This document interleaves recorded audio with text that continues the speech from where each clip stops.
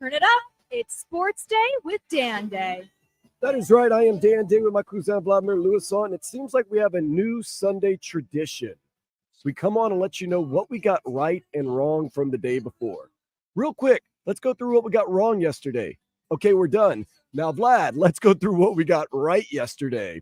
Caleb Martin, not going to be with the Heat. Check mark. Although we kind of knew that yesterday. DeMar DeRozen, not going to be with the Heat. Check mark. Yeah, we kind of knew that. Once again, we kind of called that. Went out on a limb. Oh, yeah, by the way, I'm going to stick to this, which I've been saying even way before free agency. Basically, when the Heat into their season, this Heat team's going to look a lot like they did last year.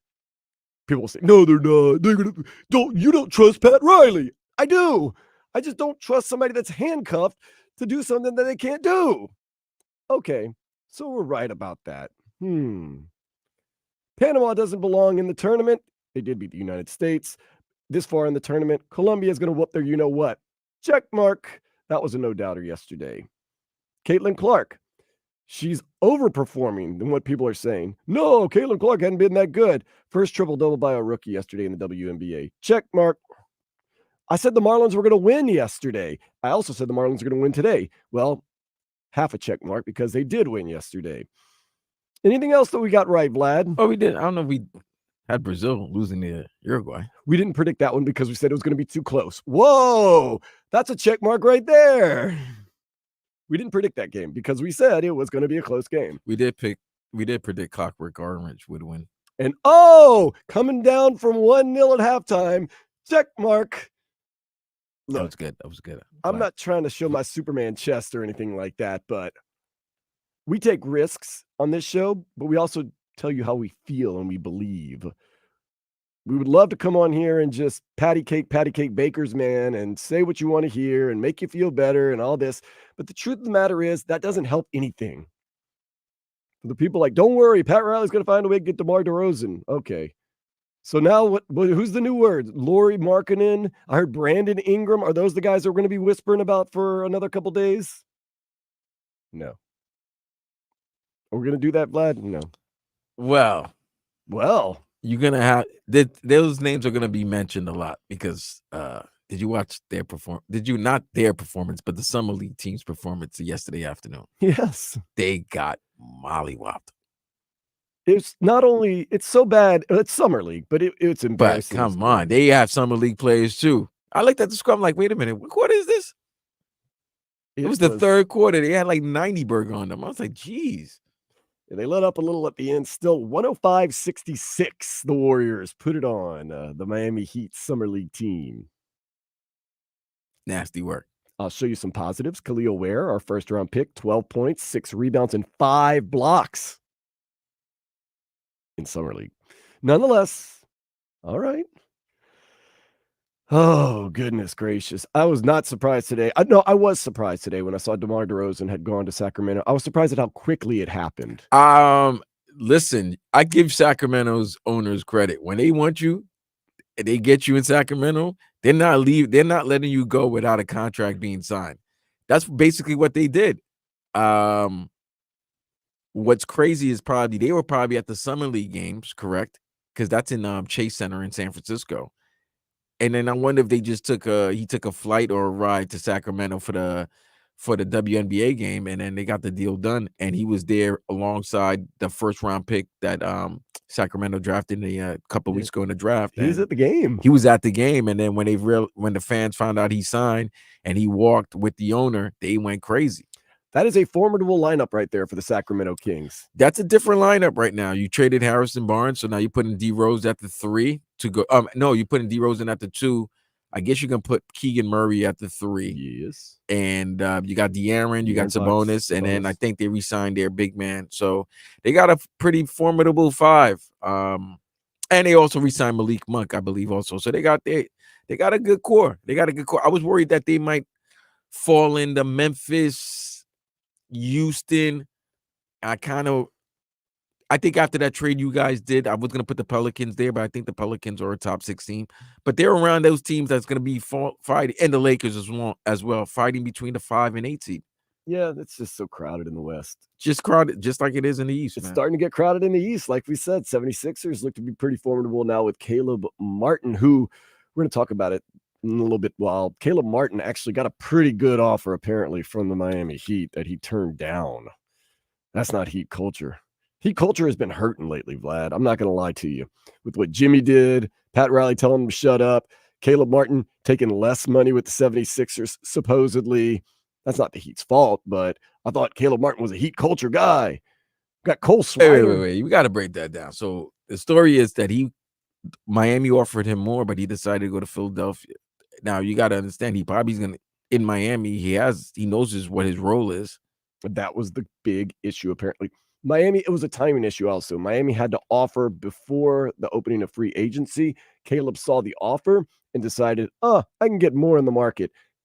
Realized he couldn't get more in the market. Because Miami probably didn't want to fall in that apron. Mm-hmm. So that's why. It was a timing issue. A lot of things came into play. Also, Caleb Martin likes the idea of the role that he'll be playing with the Philadelphia 76ers as a starter, a full-time starter, supposedly. So is their starting lineup going to be Paul George, Maxey, Embiid, Caleb, and who else? I don't know whoever else they're going to put on there. They don't have a 4. They're going to have to find somebody. But yeah, Caleb Martin pretty much I don't know if you can promise somebody a starting role. You can't guarantee that they're going to start. That's very interesting because I felt like him and Kelly Oubre are probably going to be fighting for the same position or splitting minutes. And no doubt to me, Kelly Oubre a better player, but man, the Heat, man, that hurts right there. Have they gotten better this offseason? Just a straight question, Vlad. Have the Heat gotten better so far this offseason? They haven't gotten worse. They haven't gotten marginally better nor marginally worse. I can't say they've gotten better nor worse. They just okay. So a team that ended up being an 8th seed in the playoffs, a play-in team, didn't get better or worse. What does that mean? Although the rest of the conference, the rest of the conference has gotten better. From what Roz was saying at that end of the season press conference, is basically if our team is healthy and plays the games, we're better than an 8 seed. Okay. So maybe they don't. Maybe their mindset is not that they have to add players; it's that they have to play games. Okay, I buy that. But is that okay? A healthy Heat team can go toe-to-toe with the Celtics team? No. Healthy Heat team can go toe-to-toe with a newly built or designed 76ers team? Maybe. Okay. What about a Milwaukee Bucks team? Maybe. I think so. I think they could go. I think the only team that really nobody as of right now really can say they can compete with is Boston. And it's not to say what the Heat have done in the past. We all know the history between Boston and Miami. It's just that looking at this both teams' current rosters, Boston's a deeper team than Miami. Because right now I'm looking at the Miami team, and you're telling me Caleb Martin knows that he was going to get a starting position at Miami, right? Like I would hope he knows. Or is he gonna? It's in his mind. Did he feel he has to compete for time with Kevin Love, with Terry Rozier? I mean, with Pat Riley. Duncan? Not Pat Riley. Eric Spoelstra, man. Because that's what I'm looking at. Like, what is the Miami Heat starting 5 right now? Where and Bam, Jimmy. Where's a big question mark? Let's pump the brakes after one. Summer League blowout. So then, what's the starting 5 right now? Terry Rozier, Tyler Hero, Jimmy Butler, Bam Adebayo, and you have to figure out Jaime or Nico? Nico. That's their starting 5. Yeah. Starting 5. Khalil wears a question mark. Pele Larson. I mean, once again, what can you gather from the first game of Summer League where you got blown out by 100 points? But if you're telling me, and I do believe in somewhat of a way, that if we can compete with the 76ers and the Milwaukee Bucks in the East, then there's a possibility that we could be a 2 seed if we play our cards right and stay healthy this year. Yeah, everything works out, right? Okay, well then you would still like some changes, but then you don't need as many changes as you might think. But this team, yeah, I'll say it until I'm wrong.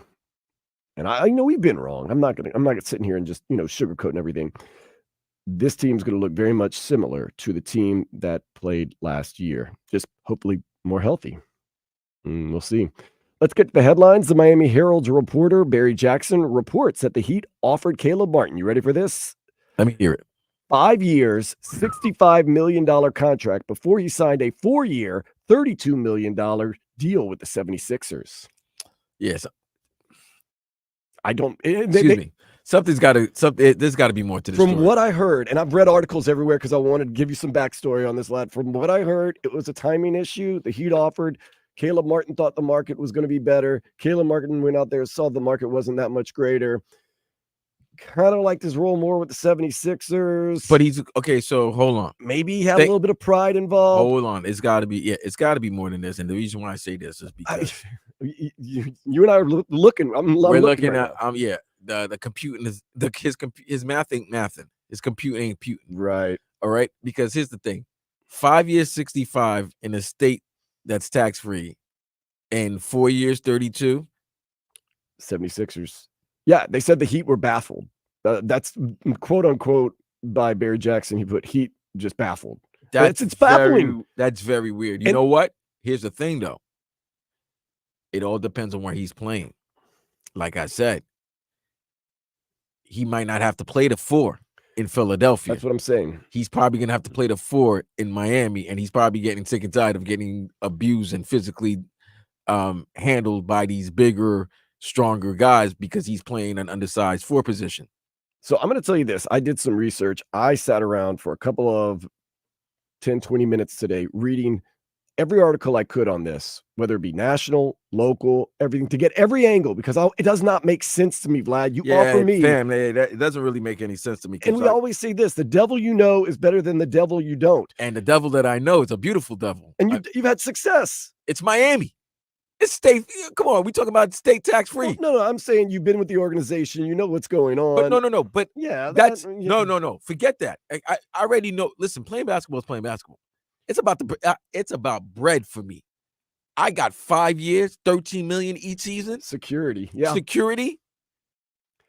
Yeah, there's a little bit more to the story that's not being mentioned. I told you there were rumors that Caleb Martin, before the market opened up, thought he was going to get $20 million a year. And I said, that's ludicrous if he thinks that. And I don't, no. I can understand why, fam. Listen, there's centers that are making $29 million a year that don't even average a double-double. Right. So maybe he thought in a league right now, especially after the Celtics won, and you see how the league is kind of, you see how contending teams are formulating their team, their rosters into trying to get as many wing players to combat against the Boston Celtics. You saw the Knicks get Mikal Bridges to go along with signing OG and Anunoby. You see the 76ers acquired Paul George. You see teams are trying to make sure that they get wings. It's the same. It's no different when the Lakers were the team with Shaq. They were trying to get big men, to give 6 fouls to Shaq.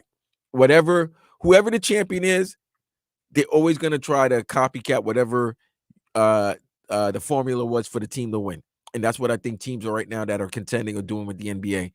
And maybe Caleb and his agent thought, because he's been such a good wing player, defender who can guard from 1 to 4, that his value would be a little bit more. And I think the market dried up because nobody understands that apron. That apron is BS, bro. Nobody understands it. The league doesn't want you to succeed, or they don't want you to. I don't mean I say to succeed. They don't want you to hog all the good players. They want all the players to be able to move. Dispersed, yeah. Well, I read in a controlled environment. The only reasons I've heard that Caleb Martin took the deal from the 76ers over the Heat, well, the only 2 reasons I've gotten so far was the timing. He thought the market would be different. And the other thing was he liked his role better with the 76ers than with the Heat. That's the only thing I could garner. I read a ton of articles nationally, locally. That's all I got. I'm sure more will develop, and we'll keep you up to date on that. You do know Bam Adebayo officially signed his 3-year max extension worth $166 million yesterday. Summer League action, Heat Warriors 105-66. Khalil Ware had 12 points, 6 rebounds, 5 blocks. They'll face the Kings today at 4:30.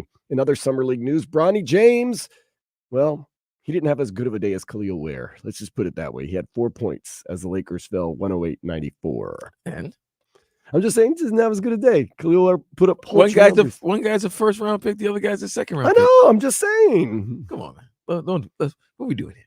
What are we doing? We're gonna compare every rookie to what Ronnie does. Cole Swider had a great day. No, it's not that. I'm just putting it in perspective. Vlad, you have to put things in perspective. Because if I show you a picture of a peanut and it's the world's largest peanut and it's from a distance, you'll be like, that's not a very big peanut. If I put someone standing next to it, then you can kind of have perspective. Hey, yo. There you go. DeMar DeRozen is now a member of the Kings. We saw that coming a mile away. As part of a sign and trade, 3 years, $74 million. Caitlin Clark had the first ever WNBA rookie triple-double, and it was a triple-double. 19 points, 12 rebounds, 13 assists as her Indiana Fever upset the New York Liberty 83-78. At the Copa, Colombia blasted Panama 5-0, while Uruguay defeated Brazil in a shootout 4-2. Got a text last night. What an unbelievable game between Uruguay and Brazil. I go, don't let the end of the game fool you to how the rest of the game was. The rest of the game was okay. What? The Brazil? Yeah, Uruguay. That thing was boring as hell. That's what I was going to say. I got, what an amazing game. No, it wasn't. Because one team, Brazil looked weird without Vinny Jr. there. Yeah. They look like they didn't know what to do. And it seemed to me Uruguay was trying to get to penalties. And they definitely were trying to get to PKs once it was they were one man down. Yeah, you got to do that. But Definitely got to do that. But give them credit. They played a 6-3 defense that for some reason Brazil couldn't. Brazil looked weird. Brazil's been weird lately. They look like one game they look like Brazil. Another game is like there's no juice. They had no vigor in the way they were playing. Talk about a fan base. And by the way, he's good friends with Jimmy Butler. Talk about a fan base that should be mad at their superstar for not playing a lot. And I know he's been injured a lot, but Neymar, he has been hurt a lot in big moments. Terrible, man. Well, we could root for an Argentina. Oh, what? Argentina should be Canada. Semis are set. Argentina versus Canada. That's Tuesday.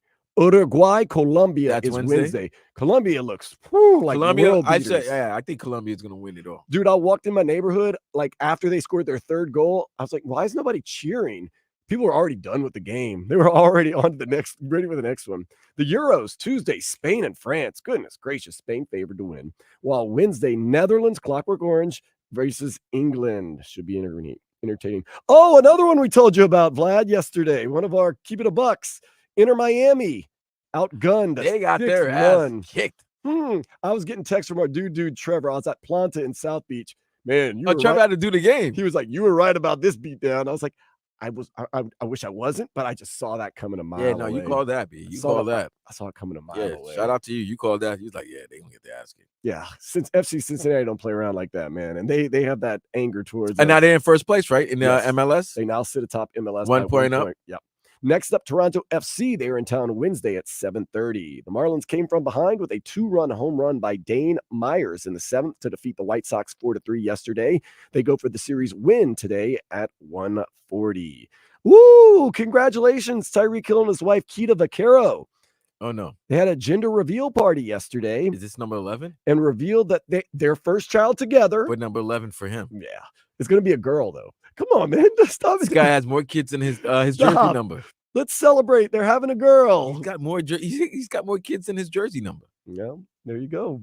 Congratulations. No, first of all, congratulations. It's always great to bring a life into and it's the their world. first baby together. That's yes. So Keita seems to be a very nice woman. So clearly we know he's going to be playing for a lot more. He's got a new child. So, when you have children, you need money.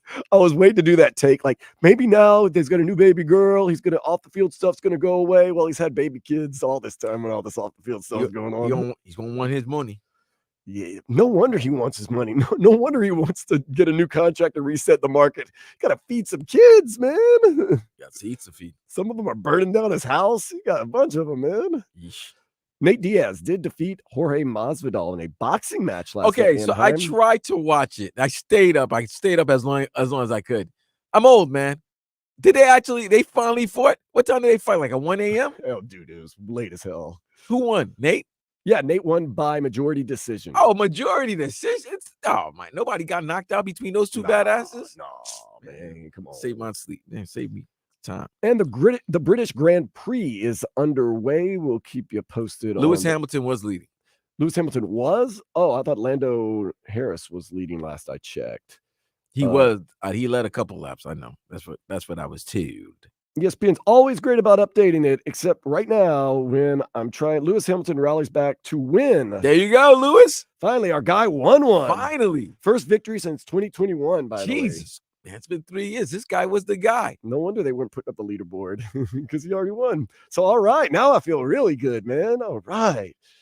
I didn't predict that one, though, but we didn't predict who was going to win the British Grand Prix. 3 Brits actually held the first top 3 pole spots yesterday. So, feeling that way. Defend their country, I guess.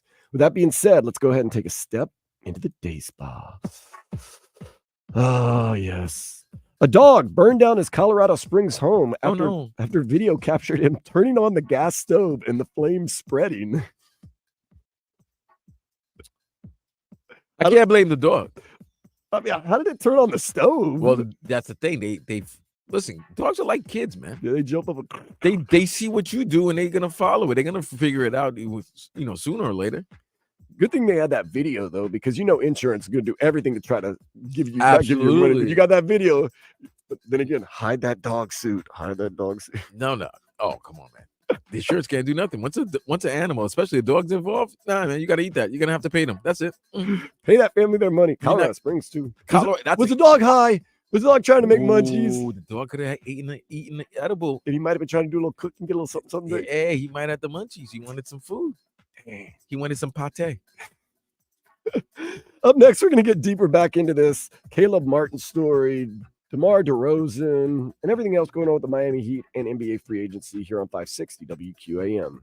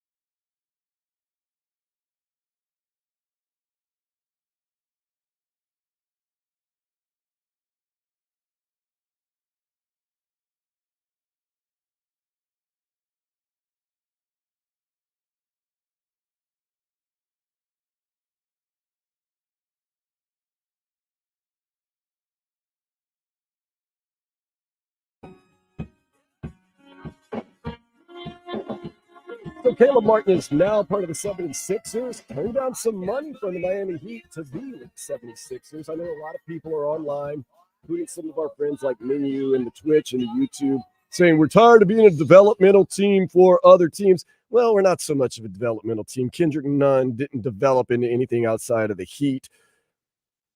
Also, Gabe Vincent didn't develop much outside of the Heat.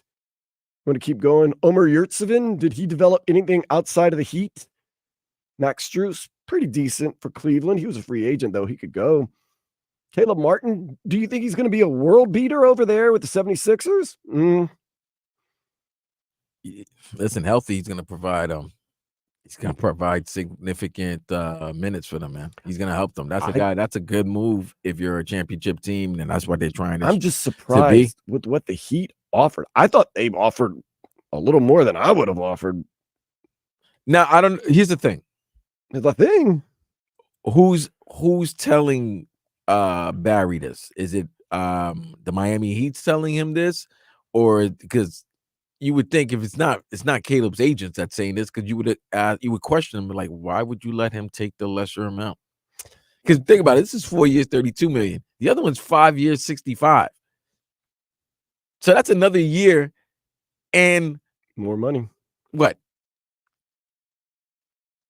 Another what? What are we talking about? Another 33 million? 30. Yeah, 33 million. Okay. That's 1 year, 33 million we're talking about. All we can do is break down what we got. Barry Jackson first tweets. So Martin turned down 5 years, $65 million from Heat. And then a week later settled for what ESPN said is 4 years, topping $32 million for the 76ers. Martin rep thought Heat offer wasn't good enough, which dumbfounded the Heat. I'm pretty dumbfounded too. Yeah, I'm pretty dumbfounded too. There's got to be something we're missing. A lot of people in the text in the YouTube were saying that this is a fireable offense for the agent. I would hope like this might be one of those. I hope this is like the Dennis Schroeder situation. Remember, Schroeder could have gotten $100 million deal, or was it an $80 million deal with the Lakers? But he thought he deserved triple figures, and he ended up not getting a deal whatsoever by anyone. He had to take like a 1 year deal by Boston for such less money. So I hope this is not a situation where his agent did him dirty. But to me, it's if I'm looking at it in Caleb Martin's perspective, I think for what the Heat are asking him, maybe play the 4. He probably wanted a little bit more money because he's an undersized 4. And if you're asking him to play the power forward position, even though I know the Heat like to say they play positionless basketball, they don't. I'm here once again. We're here to be honest with you and be truthful. It sounds really nice and really like that's our culture. They don't. It's just. But nonetheless, all we can do right now is go through what we have in front of us. Barry Jackson then goes on to say, this Heat Martin negotiation last week was quite, shall we say, intense per 2 sources. Martin Camp thought Heat was trying to force him to take what Martin Rep thought was below market deal and made that clear. Heat thought this was very fair offer, and he puts in quotes, it was, and made that very clear. I got to agree with the Heat. That's a very valid offer. That's actually a good offer, if you ask me. Okay, we're gonna go. No, I'm trying to look at it like, is it really a bad offer? Is it as simple as they got caught up in the air? They thought they weren't getting market value and said, screw you, walked out, and then all of a sudden realized, ooh, that wasn't a bad deal, but they had too much pride or hubris and said, you know what, we'll go to the 76ers then, and we'll stick it to you, even though we don't really have any reason to stick it to you because you offered us a really good deal. I don't know. Bleacher Report's Adam Wells. Let's go through what he has to say about this whole situation. He said, one reason the 76ers might have offered more appeal to Martin than Miami is his role. Wojnarowski noted the 28-year-old is expected to be in the starting lineup with Embiid, Tyrese Maxey, and Paul George. Right. But I do. Okay. That doesn't necessarily mean he's going to be in the starting lineup for the Heat. My thing is, if you're going to pay me $30 million more, what role do you need me to play? You're still on a caliber team that can play really well and do really well. Let's see. I was going out through Ask Ira because Ira Winderman was asked some questions about what happened with the whole Caleb Martin situation. And this comes down to the timing of it. He was asked, why couldn't the Heat keep Caleb Martin? They offered more money.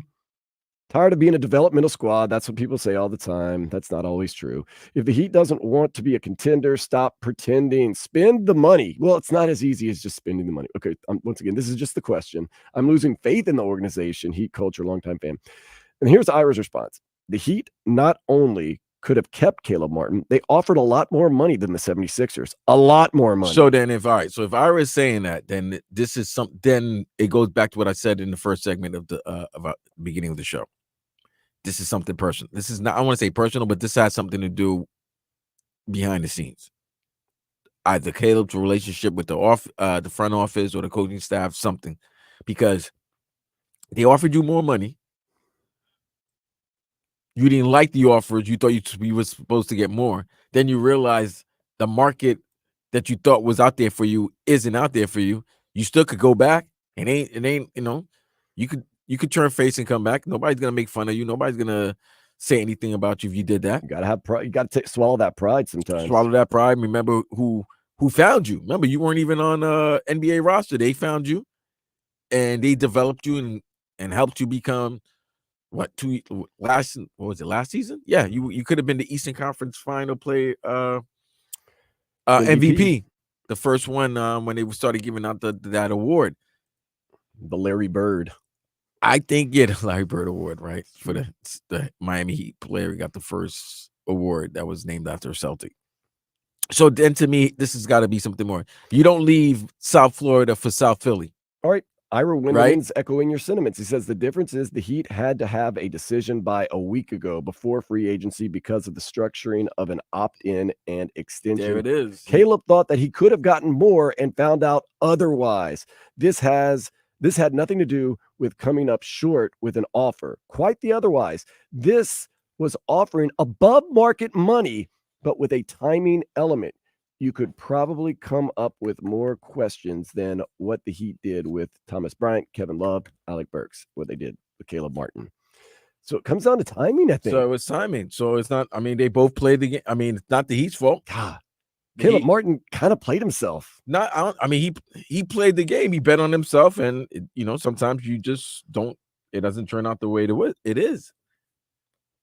It's all about timing in life. It's timing in life. So if that's the case, then from Ira's breakdown, he thought he was supposed to get more. He would have made more, and the market wasn't the way it was because of the apron, bro. Everybody's on that apron. That's the reason why the Heat had to have him opt in, so that they know what their cap's going to be going into the 24-25 season, and they need to know where they fall in that apron. So that makes all the sense.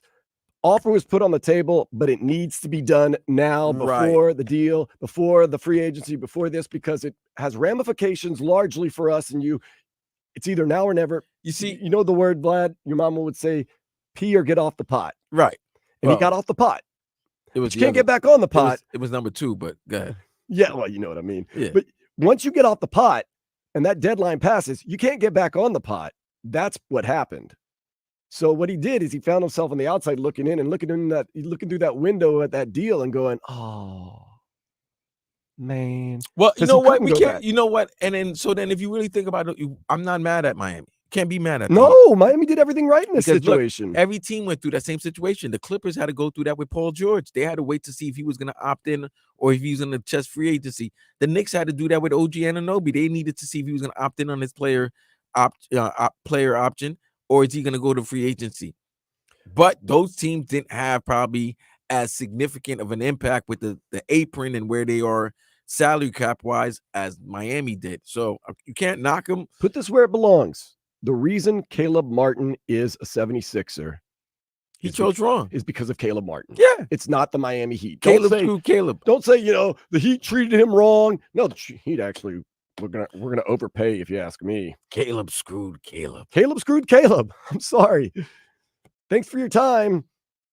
Tough decision right there, Caleb. We'll see how it works out for you. 1 year, $33 million? He just turned out. That's nasty. He just gambled away, unfortunately. He gambled away No, $33 because million. am I wrong, guys? Like, or He gambled away $33 million. he gambled away $33 million and an extra season in South Florida. Woo. Timing is everything. Man, that hurts me, man.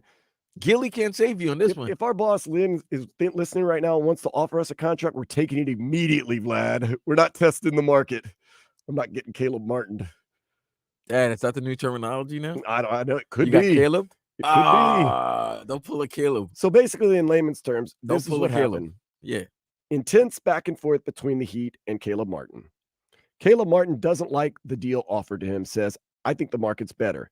The Heat say, look, you need to lock in now because it has ramifications. You can't come back once you walk out because there's going to be aprons and there's going to be all types of other stuff. And Caleb says, you know what? I can do better. Leaves, goes test the market, realizes cannot do anywhere near as good. But you can't go back because the deadline's already passed. You're out there in no man's land and you need to find a new home. And he finally found the new home for a lot cheaper, at least a lot less money. But maybe he likes his role there better. And maybe he feels he has a better chance of winning a championship. Man, it's tough. Nasty work. Yeah.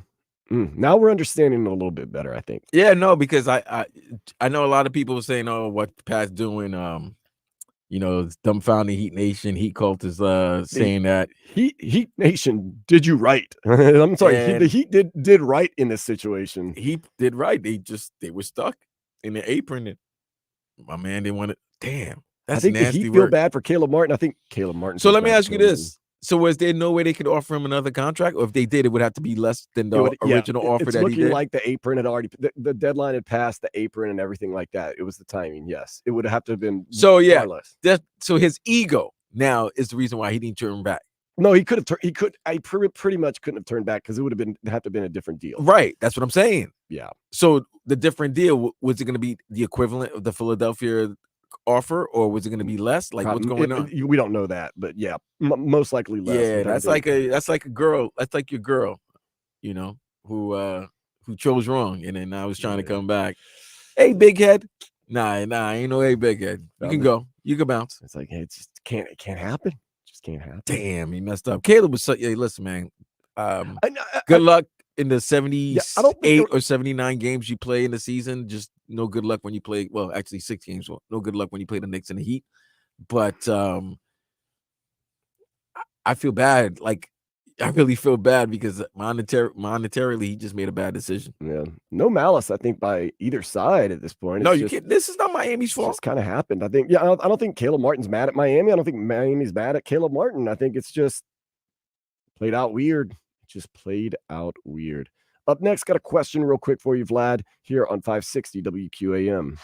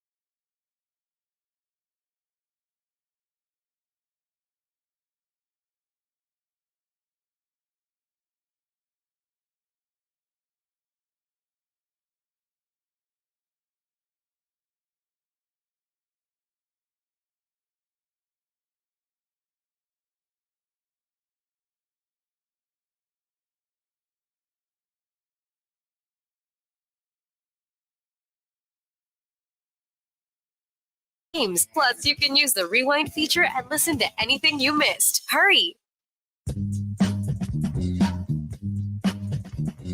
All right, speaking of leaving money on the table, although almost comparing apples and oranges right here, sources say LeBron James helped the Lakers cap by not signing a max deal. Remember, he signed that 2-year, basically $102 or $104 million contract the other day. Apparently left some room, so I guess Bronny and some of the other players could get paid. No, so that they could have some money to try to sign somebody. They try add to get another some- piece. Is that good? Is that good work by LeBron James? I mean, does LeBron really need all that money? No, he's already a Billy. Yeah, he's already a billionaire, so he's good with that. He just wants another ring. So, I mean, should he have taken less? No. He did try to take less. They just couldn't make a deal or the moves. The Lakers are just like, I don't want to say like the Heat, because I think the Heat will trade some of their guys in order to get the big whale. But the Lakers are trying to do it different now. They're trying to develop those players. And instead of trading them, instead of trading those draft picks and assets, it's for a big fish. They're actually trying to develop them. So it just doesn't work with the timeline of LeBron. He's on he's on a year-to-year basis. And in this upcoming season, folks, and I'm not one to tell you this, but because he might not play. But if LeBron James is in your city, you might want to go see the Lakers play. Whatever the ticket is, if you want to say that you got a chance to see one of the greatest athletes and one of the greatest basketball players play, this season might be his last season, so make the effort. Oh, I think you get 2 more years, though. He signed a I think it all depends, bro. Okay, well, I'm just saying. It all depends. I'm just saying he signed a 2-year, $101.35 Yeah, million. but it's really a 1 year with a player option. The max would have been 104, so he basically took a $3 million possible pay cut that he could have had. Nonetheless, no big deal. This could be his last year. Yeah, I don't know. I figure, though, he might want to finish this one out, man. Why not? You signed 2 years. You got Bronny in tow. However, things might change if Bryce starts busting people up in the high school scene, and then, then all of a sudden it's like, your son could play basketball within a year or two. Never retire. Just keep playing until you're play till your daughter's in the WNBA. Be the Gordie Howe of basketball. And here's a sad part. Gordie Howe. That guy would average still 15 points and 10 rebounds, at the age of 46. Gordie Howe was in the NHL, or just in hockey in general, because the NHL not a whole time, but played like 13 seasons with his oldest son. Do it. He's Gordie Howe, damn it. You can't mention the sport hockey without mentioning Gordie Howe. The same way you can't talk basketball without LeBron. My other favorite thing about LeBron James is, as much as people quote unquote hate him or don't care about him, it's odd. Everyone knows that we work here at the flagship station for the Miami Heat 560 WQAM. And, sometimes I'll get tickets to go see, let's say, Memphis or... Oh, yeah, no friend or family member or anyone that wants to go see... They say they love the team. Oh, I'm a Heat fan. So it's like, okay, let's go see the Heat play the Jazz. Oh, no. Yeah, only time I ever get tickets. Oh, let me guess. Jazz on a Monday night. Or right. Vlad, you already know. We're going baseball. It's the same theory I have for baseball. But I guarantee you this upcoming season, hey, you got any tickets for the Lakers? Oh, no. That's not what they do. No, they think they're slick. Oh, hey, I finally got a weekend. They call you the week of. I finally got a weekend off. I was wondering if you could get me like 2 tickets to the Heat games. Or, I've been meaning to go to a game all year. I'm like, oh, let me see. It's the Lakers, dude. Oh, I didn't even know. Yeah, you did. Stop that nonsense. I finally got a weekend off. I'll get you a ticket. You'll be sitting in the 400 section. I ain't even doing that. But I like that. Don't play around and be like, oh, I finally got a weekend off. I can finally go to one of those Heat games you've been wanting to go to. Can you get me 2 for this weekend? I was like, no, I can't. And of course, when the team is still hot, all of a sudden, I've never seen so many people want Panther tickets in my life. The last 6 weeks, people were Panthers fans out of nowhere. I'm like, damn, I didn't know the hood loved Panthers like this. Okay. I didn't know that. All of a sudden, they want to be part of something winning. They want to be part of a winning situation. So, yeah. That's fine. And you can be a part of a winning situation, but you get the Winnipeg Jets on Tuesday. How about that? Oh, man. Oh, you got any tickets for the Bruins or the Rangers? Oh, you got any Knicks tickets? You got Celtics tickets? Can you do any Saturday big game? Warriors? The Warriors? No, it's always very specific to a Saturday big game. No, it's always no. Friday night big game. That's true. Weekend big game. Televised game, and big time superstar athlete. Never is it. Oh, seriously, I don't mind the. I'm trying to think of someone that's very middling and very. No. I'm gonna tell you this. It's never Charlotte on a Wednesday. It's never Charlotte. Nobody. All of a sudden, nobody wants to see Lonzo. But guess what?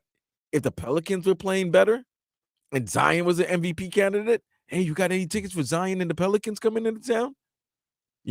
There's so many times that at work's hit me up on like a Tuesday and be like, "Hey, we got tickets to a Wednesday game," and I'm like, "Cool." Look for someone to go. Call everyone I know. Oh, and that's the other thing. Heat fans don't have friends that want to go to the game. Oh, I can't find anybody to go. Booked up. You're booked on a Wednesday night.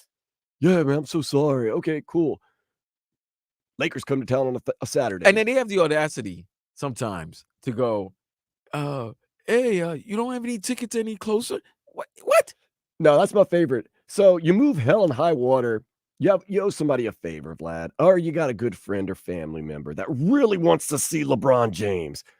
Never mind the Heat. Who cares about that? No, I'm talking about how they feel. So you move hell and high water and you get them tickets to the Saturday Lakers game at the Kaseya Center. You're like, whew, I did a good job. First question out of their mouth is...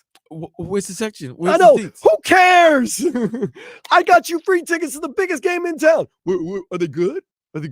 How about you go to the game and figure it out? How about you pay for your tickets yourself? Yeah. You cheap bastard. Like, I would never ask you where my seats are if you give me free seats to something, especially a big event. If it's free, it's for me. I don't care. I can maneuver around. Question. Where are the seats at? Are they good? I get as far as this. We'll just read off the section. Who asks you those questions more, women or men? Men. Ugh. Men. Women don't care. No, they do. Men. Women do. Say thank you. But men, that's why I asked.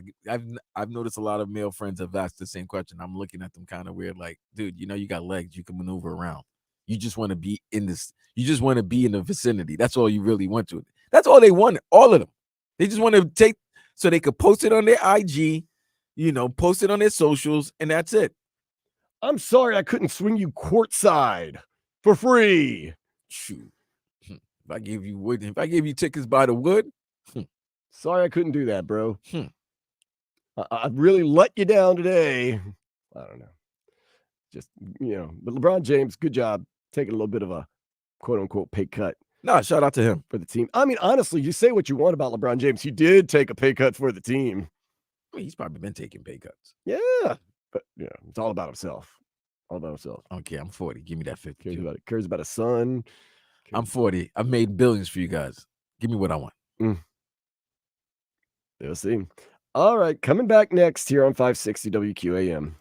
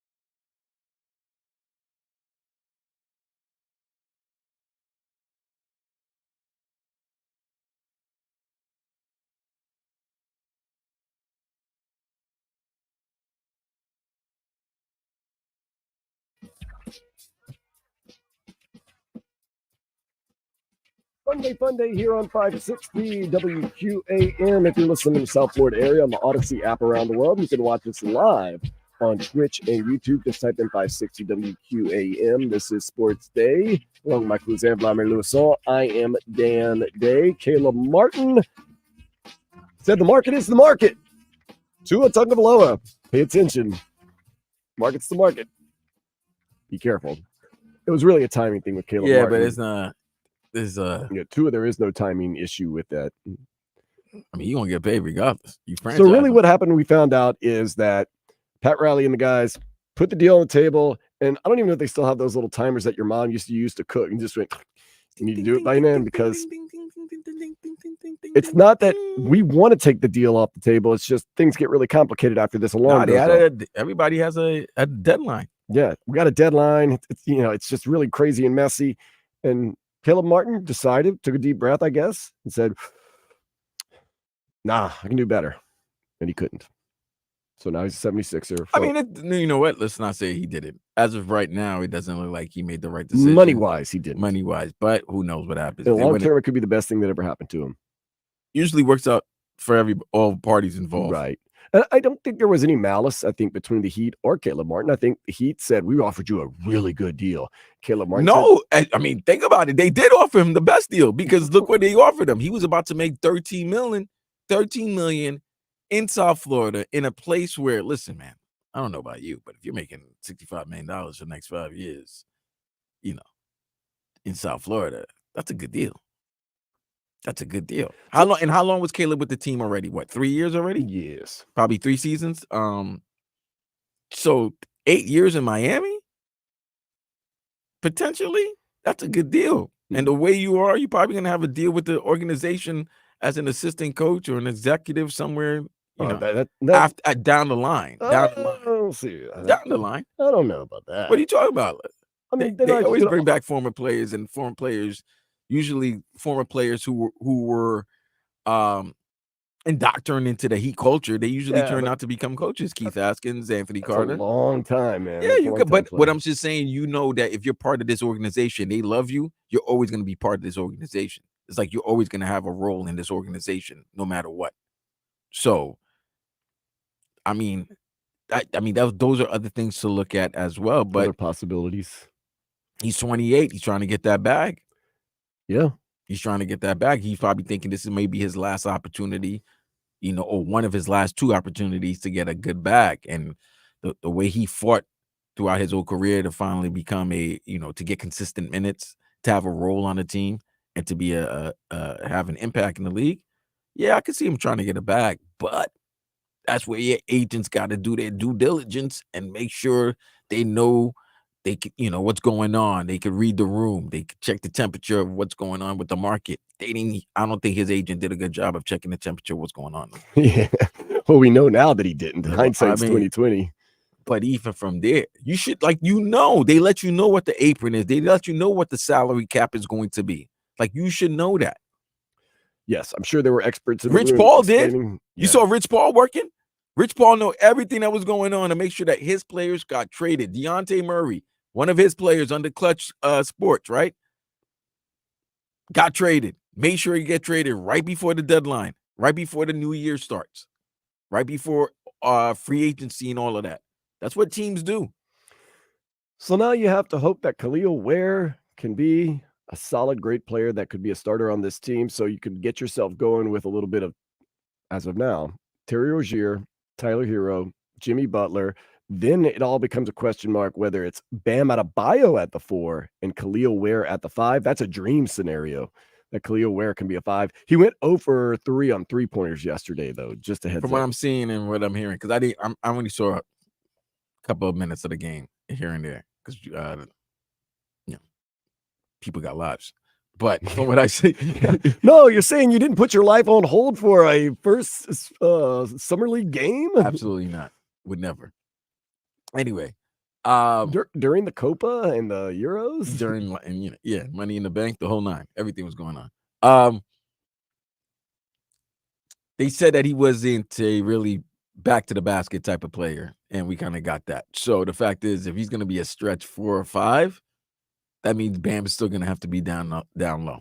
Well, the main reason I think that we said we got him is for that he can defend at the number 5 so that Bam doesn't have to exert that effort on the other end. And no, because if he could defend a 5, that means Bam could play safety. Right. That's what they're kind of hoping. And then once again, we said Khalil Ware has been scouted as a 3 and dunks type of guy, a 3 and D type of guy, that he doesn't have much mid-range or like inside game.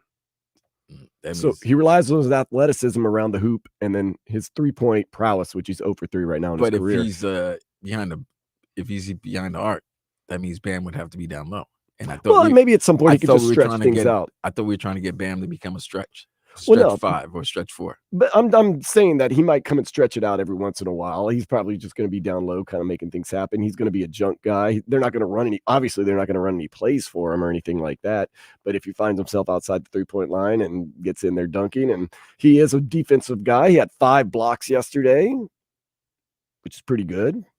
That stood out to me at least a little bit. So we got to just see, one blowout loss in Summer League does not make a career, but we'll wait and see.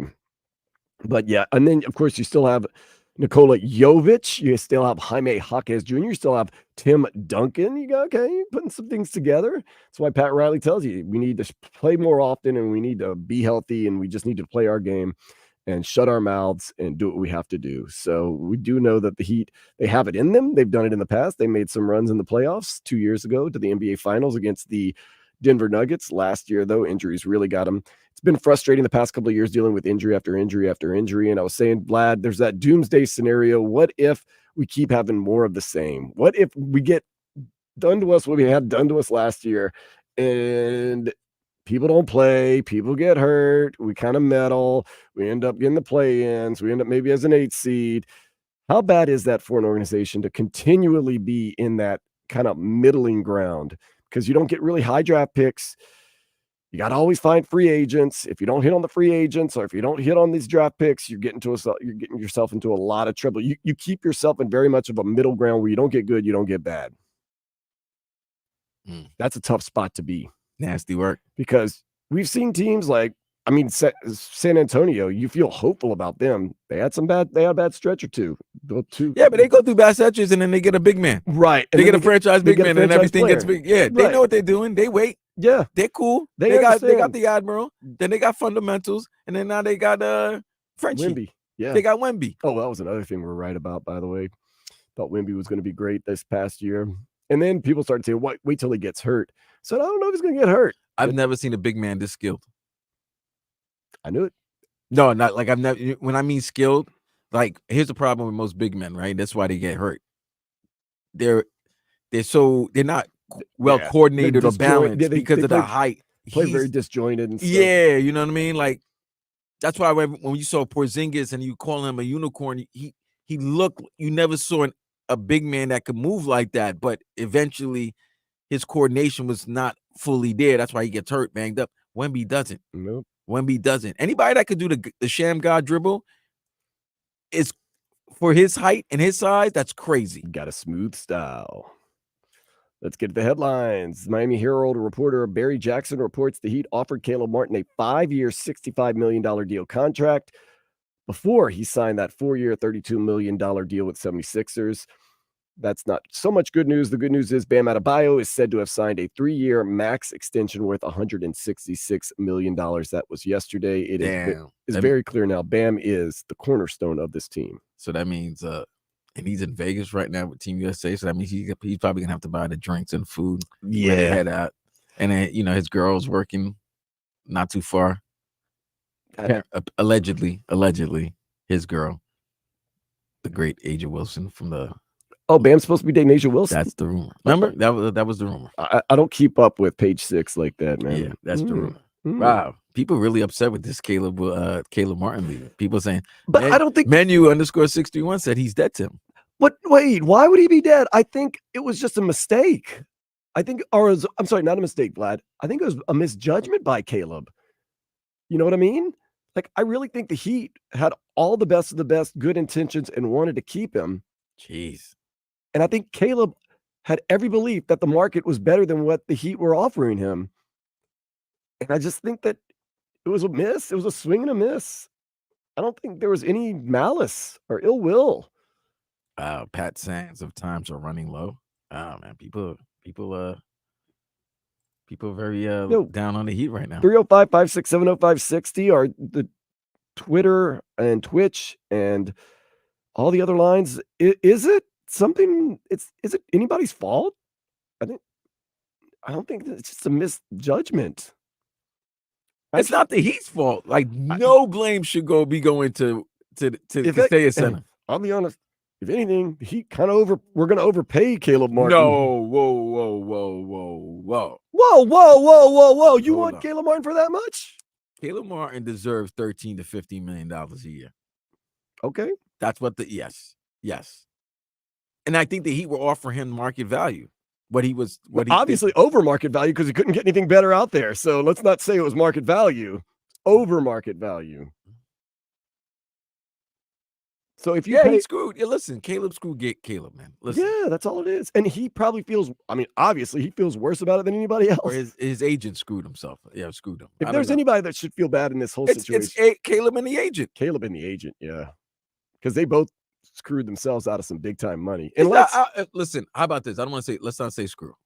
Let's not use the word screw, even though it's just a wrestling reference. It's like Indiana Jones and the Last Crusade. He didn't choose wisely. No, he chose poorly. He chose poorly. Drank out the wrong cup. Drank out the wrong chalice. Now, look, maybe Caleb Martin's happy. He says, man, I feel as though with the 76ers, I got a better role. I feel as though I have a better chance to win a championship. And that's where and this is where I want to shoot him some bail right here, because I believe I'm looking at the two rosters, right? If you're looking at the rosters right now, if you're Caleb and you're expecting to get a little bit more, that's because you're thinking you're going to be playing a position or a role on your team that's going to take a lot out of you, and you want to make sure that you're getting paid equal for the physical expense that you're going to have to do. You know what I mean? Like if you're playing he's not 6'8", 6'9", and if he's got to go against fours in this league, I want to get paid for that. I would like to get paid. So to me, if he's playing with Philadelphia, he probably knows the role he's going to play. He might not be playing the 4. Maybe he's playing the 3, which is probably the role that he seems better and would want to play. Maybe that's the reason why. And that's probably also if you're telling me from going what Ira and Barry had written, if you're telling me then Philadelphia probably gave him the best deal he probably was going to get when he decided not to opt in with the Heat again. So that's all he was gonna get, and from a good team, a competitive team, it's not bad to fall back on. You're gonna get minutes, you know that with Paul George playing. You're going to get minutes. What? Paul George doesn't play a lot, bro. He gets hurt all the time, man. Come on, man. You know who's happy right now? I watched a lot of Clippers games, and I don't think a lot of people watch Clippers games. Do you know who the happiest people are right now in Philadelphia? People watch a lot of Clippers games. Go ahead. Yeah, I don't know. People in Philadelphia aren't happy ever. The Philadelphia doctors are so happy right now. They're going to be treating Embiid and Paul George so much, it's going to be ridiculous. Embiid does have some injury issues. Paul George gets hurt a lot. And a lot. Sue Surf voice. And a lot. Nothing like building your team around injured players. DeMar DeRozen, he is not a Heat member, and we never expected him to be. He's with the Kings, part of a sign and trade, 3 years, $74 million. Now that he decided to sign with us, he went to Sacramento. I don't want to hear Heat fans say you never wanted him, because you guys kind of did want him a little bit. Well, not you per se, Cousin. You said, I mean, I'll take anybody for the right price. You can take anybody for the right price, but I know that with all the free agents and a lot of guys opting in, signing their contracts, like Donovan Mitchell signing the extension, and with the way the Heat currently are salary cap wise, we all know Chicago's trying to unload all their players. Now, do you if you're a Heat player, now if you're a Heat fan, do you look at Zach LaVine? Do you look at the Zach LaVine possibility again? Do you circle back and think about what Atlanta's gonna do? Do you try to go talk about what Trey Young, Ice Trey? I mean, of course, there's still Brandon Ingram and Laurie Marketing And out there. I didn't want to talk about BI because I don't know that's your team. No, That's no, also man, your it's team. okay. I don't know what's going on with there, but David Griffin, he always does well. So I know David Griffin's always gonna get the best situation for his team. And Laurie Marketing, we talked about this yesterday, and we could, elaborate a little bit more for the rest of the show. There's no way Danny Ainge is letting this happen. Danny Strange Ainge is not about to allow you. He's not about to give you Laurie Marketing for free. I want your wife. I want your kid. He's gonna tax you for everything. I want your house. He's gonna be worse than all the characters in Game of Thrones or House of Dragons right now. Like, you know what I mean? Like, that's what he's gonna want. He's gonna want it all. You don't have much to give. Outside of what you have to give us organization-wise, I would also like your wife, your firstborn, kids, your dog. I don't even know I want your dog. It's a possession thing. Your territory. I want it all. I just want territory. I want your heirloom. I want anything that's valuable to you. Sentimental value, bring it on. I want the gel you used in 87 to beat us, Pat. I want that. Let's talk a little bit about the Copa. Colombia blasted Panama 5-0 yesterday. I was so happy about that. Uruguay defeated Brazil in a shootout 4-2. The semis are set. Argentina, Canada Tuesday. Uruguay, Colombia on Wednesday. The Euros, we got Tuesday, Spain and France. That is a heavyweight bout. And then Wednesday, the Netherlands and England. That is two teams that oftentimes finds ways to lose at this point in the tournament. So one of them is going to get through. I have to admit, other than the Canada-Argentina game, I think every semifinal game is going to be great. Yeah, I think so. So Argentina and Canada did play in the opening match. And Canada did give them a good run. I thought Canada outplayed them in the first half. Yeah, and then Argentina became Argentina in the second half. That's what they do. That's what we need, that mentality in the men's U.S. Canada's getting a lot of confidence. They're a good team. They're gaining a lot of confidence. Listen, I thank you, Kuz. I knew you finally come through and admit that they were a good team. But it's going to be a very interesting game. Argentina cannot start off the way they've been starting off. You know what I mean? They've been starting off very slow. Takes them a long time to get in their rhythm. They can't do that. Because I think if Canada scores a goal, their confidence is going to be tremendous. And they feel like they can win. The other game is going to be that's going to be a goodie. Colombia versus Uruguay. Oh, man. Oh, my goodness. Talk about it, man. Two countries that just are thirsty. Inter Miami, they got outgunned 6-1 last night by FC Cincinnati. The Cincinnati team sits atop the points in MLS. Toronto FC are coming to town, though, Wednesday at 7:30. Marlins, they won against the White Sox 4-3 yesterday. They go for a series win today at 1:40. That's in just a couple of minutes. All right. And Tyreek Hill and his wife, Kita Vaquero, they had a gender reveal party yesterday and revealed that their first daughter together. Now, that's something to make mark of, and not his first child, but their first daughter together. Nice. Will be a girl. And the British Grand Prix finished up, and yeah, he beat MVS, bro. We have a winner. They beat MVS. Yeah, well, he's been Lewis Hamilton won, but MVS is Verstappen's been defeatable lately. Yeah, it's also towards the end of the season. He's already clinched. He's chilling. Yeah, he's chilling. He's chilling. I'm relaxing right now. I've already clinched the title. I'm relaxing. I'm having fun. I wake up, I'm going to be in the top 3. I'm in the top 2 easily. I'm having fun. I'm popping champagne. I'm having fun with the ladies. Yes, sir. Yeah. Go ahead, MVS. You already won. You done it. Speaking of fun, let's go ahead and take a step into the day spa. Vlad, I sent you the email. I saw. Okay, so you're good. Did you watch the videos? I didn't see the videos. I couldn't watch the videos, but I see how she looked. An Italian-American OnlyFans model from Scottsdale, Arizona, named Cougar Greens, Greenz. Cougar Greens. I always like to say the name just in case you want to do your own research. So you know what that means, Cougar and Greens. So you're probably a little puff, pass. She says she gets negative comments all the time about her banging 53-year-old body, but snaps back at all the haters and figures compliments and trolls are really all just love. I'm in the compliments category. Oof, my own. The videos are just...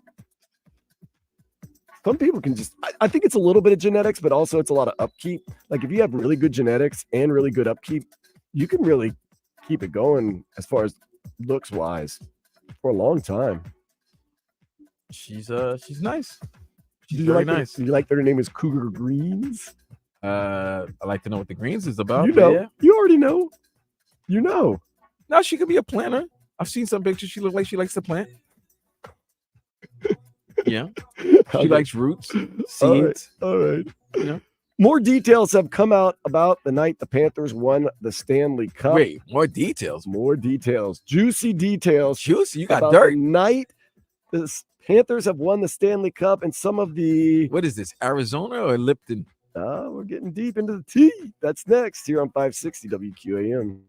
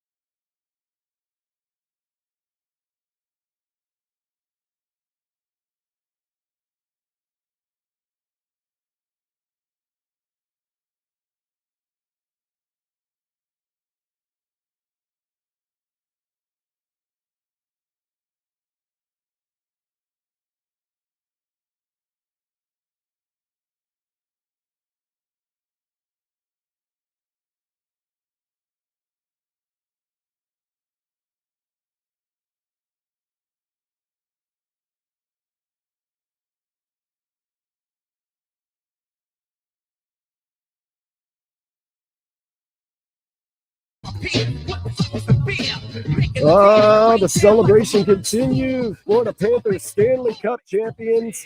I don't know when I'm going to stop being like, this is so awesome, and start being like, let's get ready for next year. I'm not in that mood yet. I'm in that celebratory mood. Of course, I'm always in a celebratory mood, but nonetheless, Florida Panthers doing it right, winning the championship, and then keeping the party going. And recently, former Cats defenseman Brandon Montour, he's telling, you know what, I'm not on the team anymore.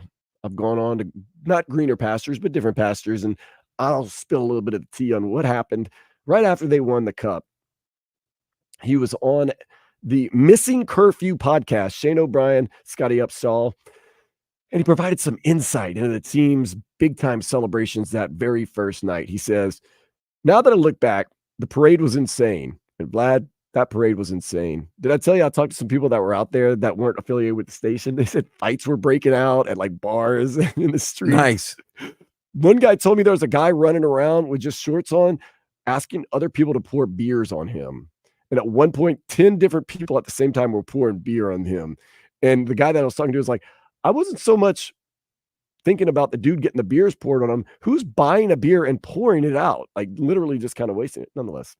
He said, but the partying in the locker room it went on until, well, he said he got home at 5:30 a.m. Wait, they were partying in the locker room that long? Mind you, here's the thing. Okay. Robert Grieper and I, who were covering the Game 7 post. So we went by the ice. So everybody did the post game on the ice. I thought they were going to celebrate. I didn't bring goggles for nothing. So I tried to get in the locker room. They were not allowing anybody in the locker room. But we saw a couple of players leaving, whatever, having to exit the room for whatever, right? And you could tell they were partying, and it just reeked of champagne and beer. So this was like around 1:30, 1:45-ish, maybe. So, well, Brandon Montour said he didn't get home until 5:30 a.m. and he adds, and I might have been one of the early ones to leave. So he left at like 5 a.m. and still was one of the earliest to leave. He said the scene in the locker room was a beautiful, sloppy mess. All the players were there. Some still in their hockey gear. Some dudes like me, no time to take off your gear. Let's just party. You know Matthew Tkachuk was in his gear. Matthew Tkachuk got a shout out last night. No, actually, not even Matthew Tkachuk. The Florida Panthers did. From CM Punk. And Money in the Bank, they had WWE had a PLE in Toronto, and CM Punk, who's a big hockey fan, gave the Florida Panthers their props. Even though obviously Canada's not big Panthers fans right now. What a country! Even one of their teams, even if it's not their rightful team, just because it's a team from the country, they hated everything about the Panthers. So yeah. So Montour, huh? Man, he continues to go on. Guys are in there, some still partying in their gear. Like I said, sometimes you don't have time to take off your gear. Their families were there, coaching staff, their families, trainers, medical staff, PR staff. That must have been fun. All enjoying the mix of, get this, music, cigar smoke, champagne, beer, and the indescribable smell of a hockey locker room. I tell you, I've always told you, guys, if you listen to the show, I tell you the smell of this is no worse smell of a locker room than a hockey smell. I can agree that. Right. You've been there. Because you're under a lot of padding, too. A lot of sweaty pads. Pause. So he continues on. The puddle on the ground was above and then he just paused. It started to laugh. Above his what? I don't know how high, but this is all in the locker room. Yeah. Above what? He just started laughing and did not finish the statement, then went on to say, I had my gear on until 4 a.m. Families, friends, kids were in the locker room with cigars they were smoking. So it was a debaucherous scene, but it was also a family debaucherous scene. This is all just Caligula. What? I don't know, man. I just want to know how deep that puddle went. Well, listen, this might give you some insight into it. Montour said that there were over 160 champagne bottles that were opened in the room afterwards. And all 160 were used. Oh, well, more than I'm sure is underestimating. I think the moment when all the boys were in the locker room with just each other and the family and friends, I think was one memory that we're all going to hold on to for sure. See, shout out to the Panthers. Now, listen, I would have loved to have been in that celebration, but I don't know if this is how hockey does it or if this is what the Panthers did, but it was that moment they did for the fans. They were on the ice. They had the celebration for the fans so that the fans could share this excitement with them. But it was great that they had their own moment inside the locker room with them, with their family and the friends and those that the sacrifice that had to be done by both sides, that they were able to celebrate and enjoy that moment. That's dope. I like that. So what we're gathering now is that it was a very debaucherous, champagne, beer-soaked, cigar-smoked, huddled up man's locker room with family, friends, staff. And it looks like the party just continued on until Matthew Tkachuk and those guys decided to take it to the elbow room because, like we said, Brandon Montour said he had his gear on till 4 o'clock in the morning. And then, of course, he made it out to his house at 5:30. What time did Matthew Tkachuk and those guys get to the elbow room? 8, 9 o'clock?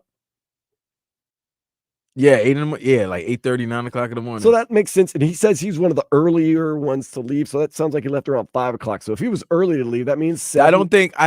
I truly think the Panthers never stopped celebrating, and they called, because I talked to the security at the No, that's exactly what he's saying right there. that they called the ER, elbow room, folks, elbow room. Well, elbow room's been getting a lot of love from the station and From everybody. us, That's man. on TV. Shout out to everybody at the ER. I would- think they I called would- the I would ER. say, how about a couple free beers, but they don't need us. You know, yeah.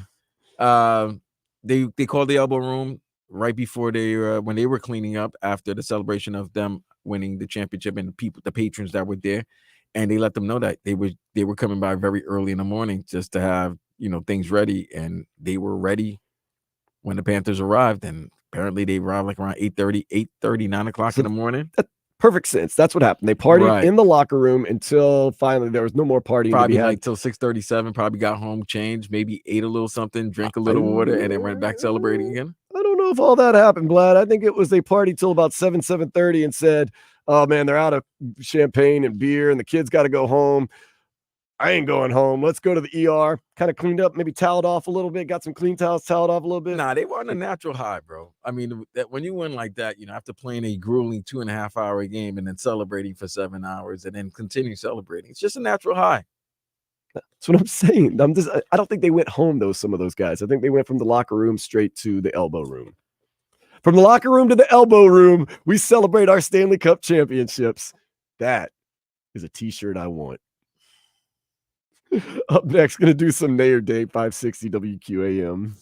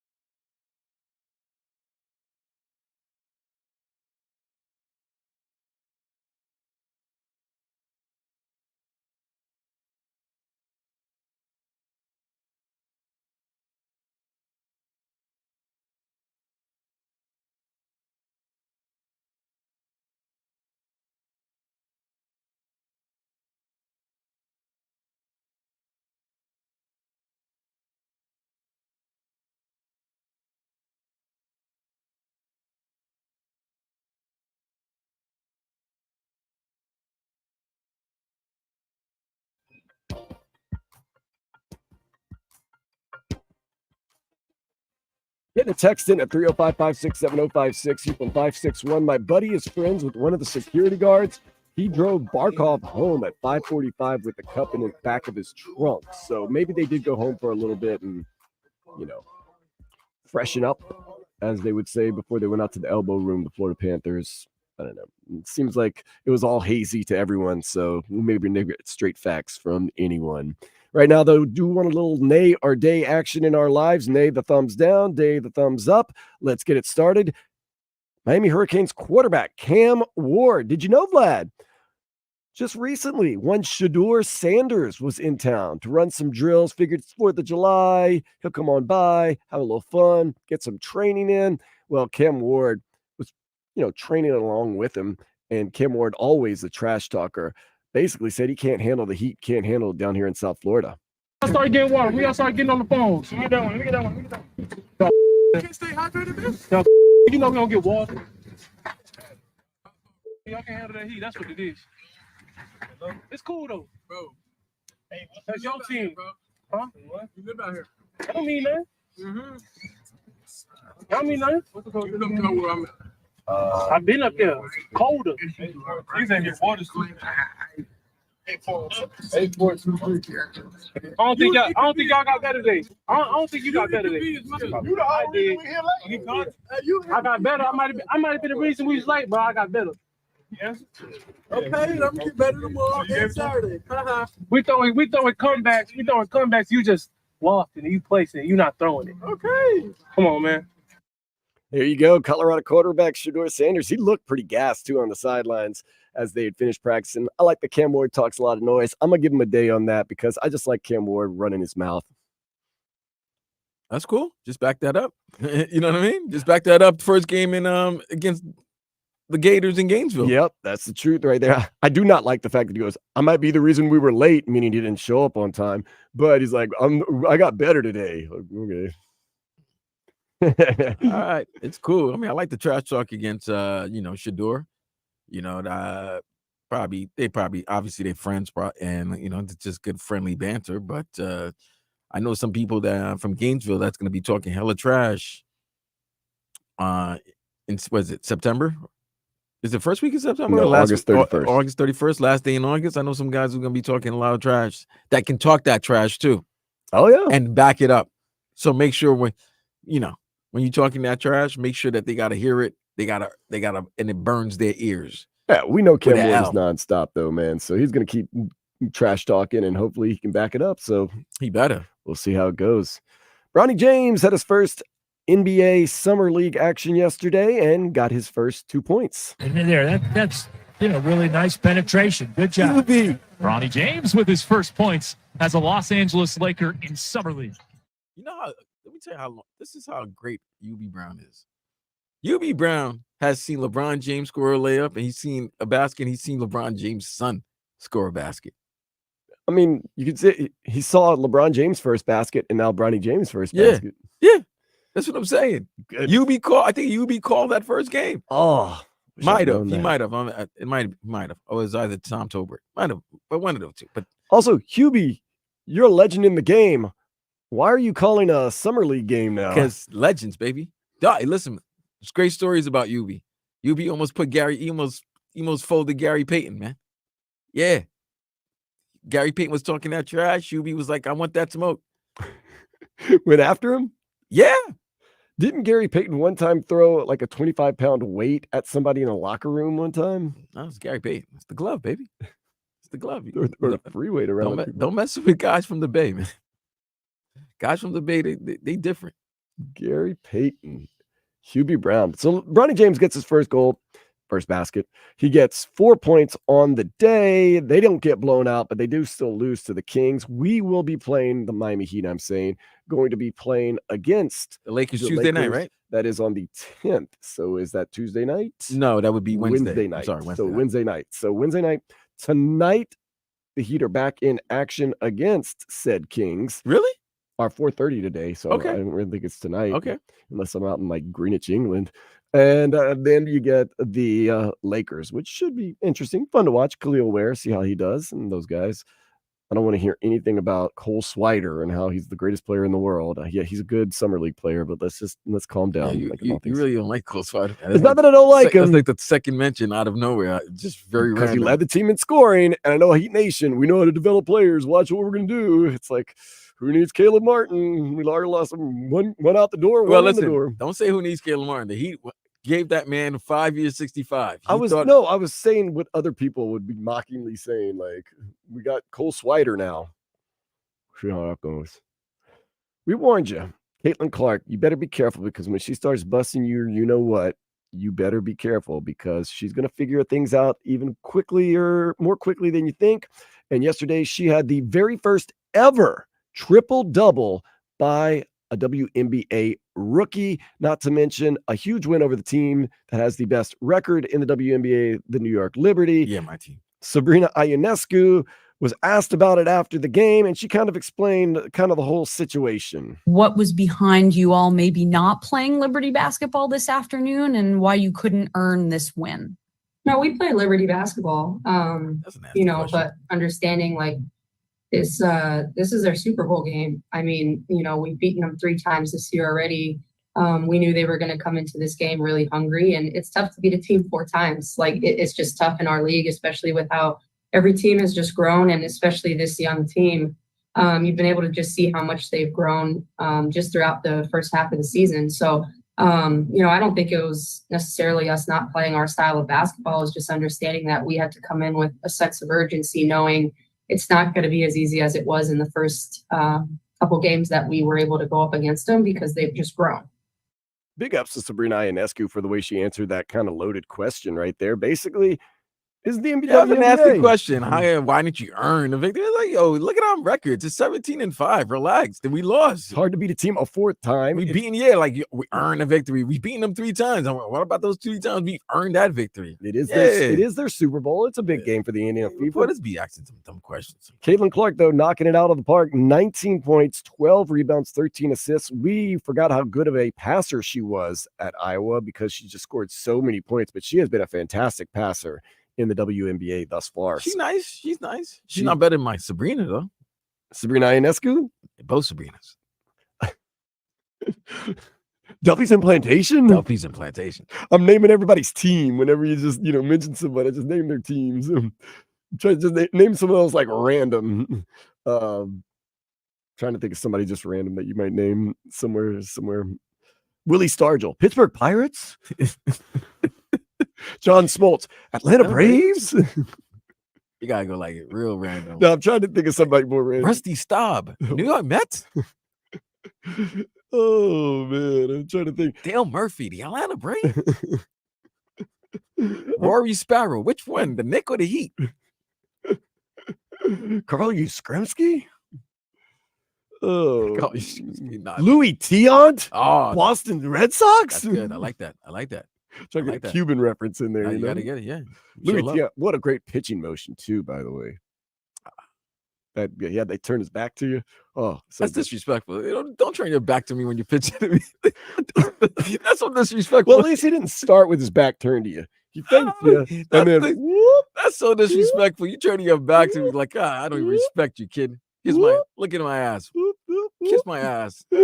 Speaking about a guy that says kiss my ass a lot in his career, and he's kind of tied a little bit to Caitlin Clark in an odd way, and you probably will know why. Why they look alike? No, remember the whole "you can't see me" cousin Angel Reese. Shout out to Tony Yayo. Yeah, it was a Tony Yayo thing. Nonetheless, John Cena made a big announcement just the other night. Well, last night. Why am I here?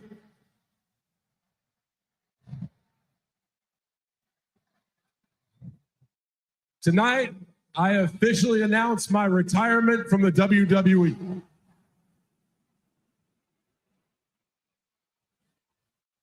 I hear a mixed opinion out there. A lot of questions maybe, right? Like, hey, why here? And I want to talk about that for a second. I want to talk about Toronto. Matter of fact, I want to talk about Canada.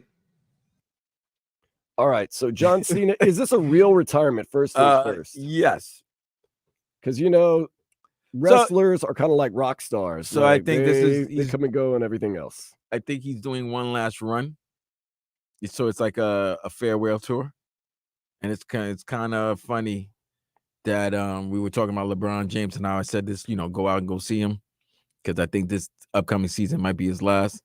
Same way I think this is what John Cena is doing. This upcoming 2025 year will be his last year where he will be inside the ring as a performer. Now, The Rock retired years ago too, but I don't know if Rock never retired. He just gracefully bowed out, but he never retired. That's why he can come back and do some matches and stuff like that. Obviously, these guys have moved on from being, superstars wrestling to box office stars in Hollywood. So, it's kind of I think these guys have such a love for the sport, just the love for the industry, that when they have time off from acting, they want to get back into it. And then when they get back into it, it's almost like a drug. They love it, but they know they have to leave because they got to go back to acting. And they start realizing, especially the superstar that they are, they get hurt, it delays production. And if it delays production, you're taking money out of people's, livelihood. So they have to understand that not only they have to be the big actor, the big star and everything, but they also are looking out, their well-being is looking out for the well-being of others, especially when you're making a movie or whatever project they're doing. Cena's a big actor right now. He's got The Peacemaker. He's filming that right now. Obviously, probably got a long list of scripts that he's got to get ready for. So he probably realized this is not him wrestling as a performer, even if it's a part-time performer. Those days might be over. So if he has a little break coming up and he realized this may be the last time he has a good gap where he can actually wrestle and get that last ride, this is it. So 2025 will be his last year wrestling inside the ring. His wife seems like she's pretty cool too. Another thing is, what's he talking about Canada, man? Is he trying to weigh in on this beef between? No. It's Drake and no. This has nothing to know. What happened is Canada's always been known as one of the best wrestling countries. Like their fans are always, anytime there's a big event, their wrestling fans are always been one of the top crowds. Was he taking a shot at the Florida Panthers? No. You sure? No. Anytime I hear stuff about Canada, I think about hate for the Florida Panthers. There was no shot at the Florida Panthers. And it wasn't a Kendrick Lamar. This was all about. What if he came out though and did that, Vlad? Now listen, I got something to say about Canada. Now I ain't gonna hold you. Yesterday, if I was a heel, because considering Money in the Bank was in Toronto, if I was a heel, I would have came out to Not Like Us. I would have loved to see oh my God. If I was like the Bloodline, I would have came out to Not Like Us. They would have hated. The crowd would have gone crazy. Like those are the type of crowds you want. Those type of crowds are the ones. Well, it might go left. Those are also the type of crowds that might get over the rail and try to attack you. But yeah, if you're a heel, get all that type of hate, I would have done that. Okay, I would have. But yeah, man. If you're a wrestling fan, go see John Cena. They're coming down here in August for a Monday Night Raw. At the Amerant Bank Arena. Amerant Bank Arena. Very nice. Last but not least, Vlad, we've been talking about this artist. Her name is Snow the Product. She's a Mexican-American that does some rapping. I put a short clip together that's also edited. I want to let the world hear it, but mostly you hear it, Vlad, and give me a nay or day right now. Lil' mama see the riding clean as what? Ajax, hate that, hate this. Half of y'all hate your life. Hating on the gram is easy. I would hate a hater's life. Look, bitch, I don't even the fuck the one hate you mad, but running your mouth is easy. Use that energy to chase a bag. Look. What you think, Vlad? Nay or day? I know that's a lot. You haven't heard very much. From that little clip. I like some of the lyrics. I like the hating on your life. You hate on the gram, so you must be hating on your life. I like that. I should also say you use that energy to get a bag. I like that. I like that. I thought she might be coming down here. I got to go see her. Of course, I'm so bad. I didn't get out to the Fade concert last night because I kind of got caught up, but I definitely wanted to go see Fade. I wonder how that concert went. Fade was at the Hard Rock Stadium. I got to consider, there's Hard Rock Live, there's Hard Rock Casino, Hard Rock Stadium. Okay. SNO, the product. Yeah, no, I see it. She all right, though. No. She all right. Okay, nice tattoos. She has tattoos? Yeah. Okay. I didn't know. Clearly you didn't. I don't look. No, you should. I didn't know rappers got tattoos. Come on, man. Gonna get you caught up with everything next here on 560 WQAM.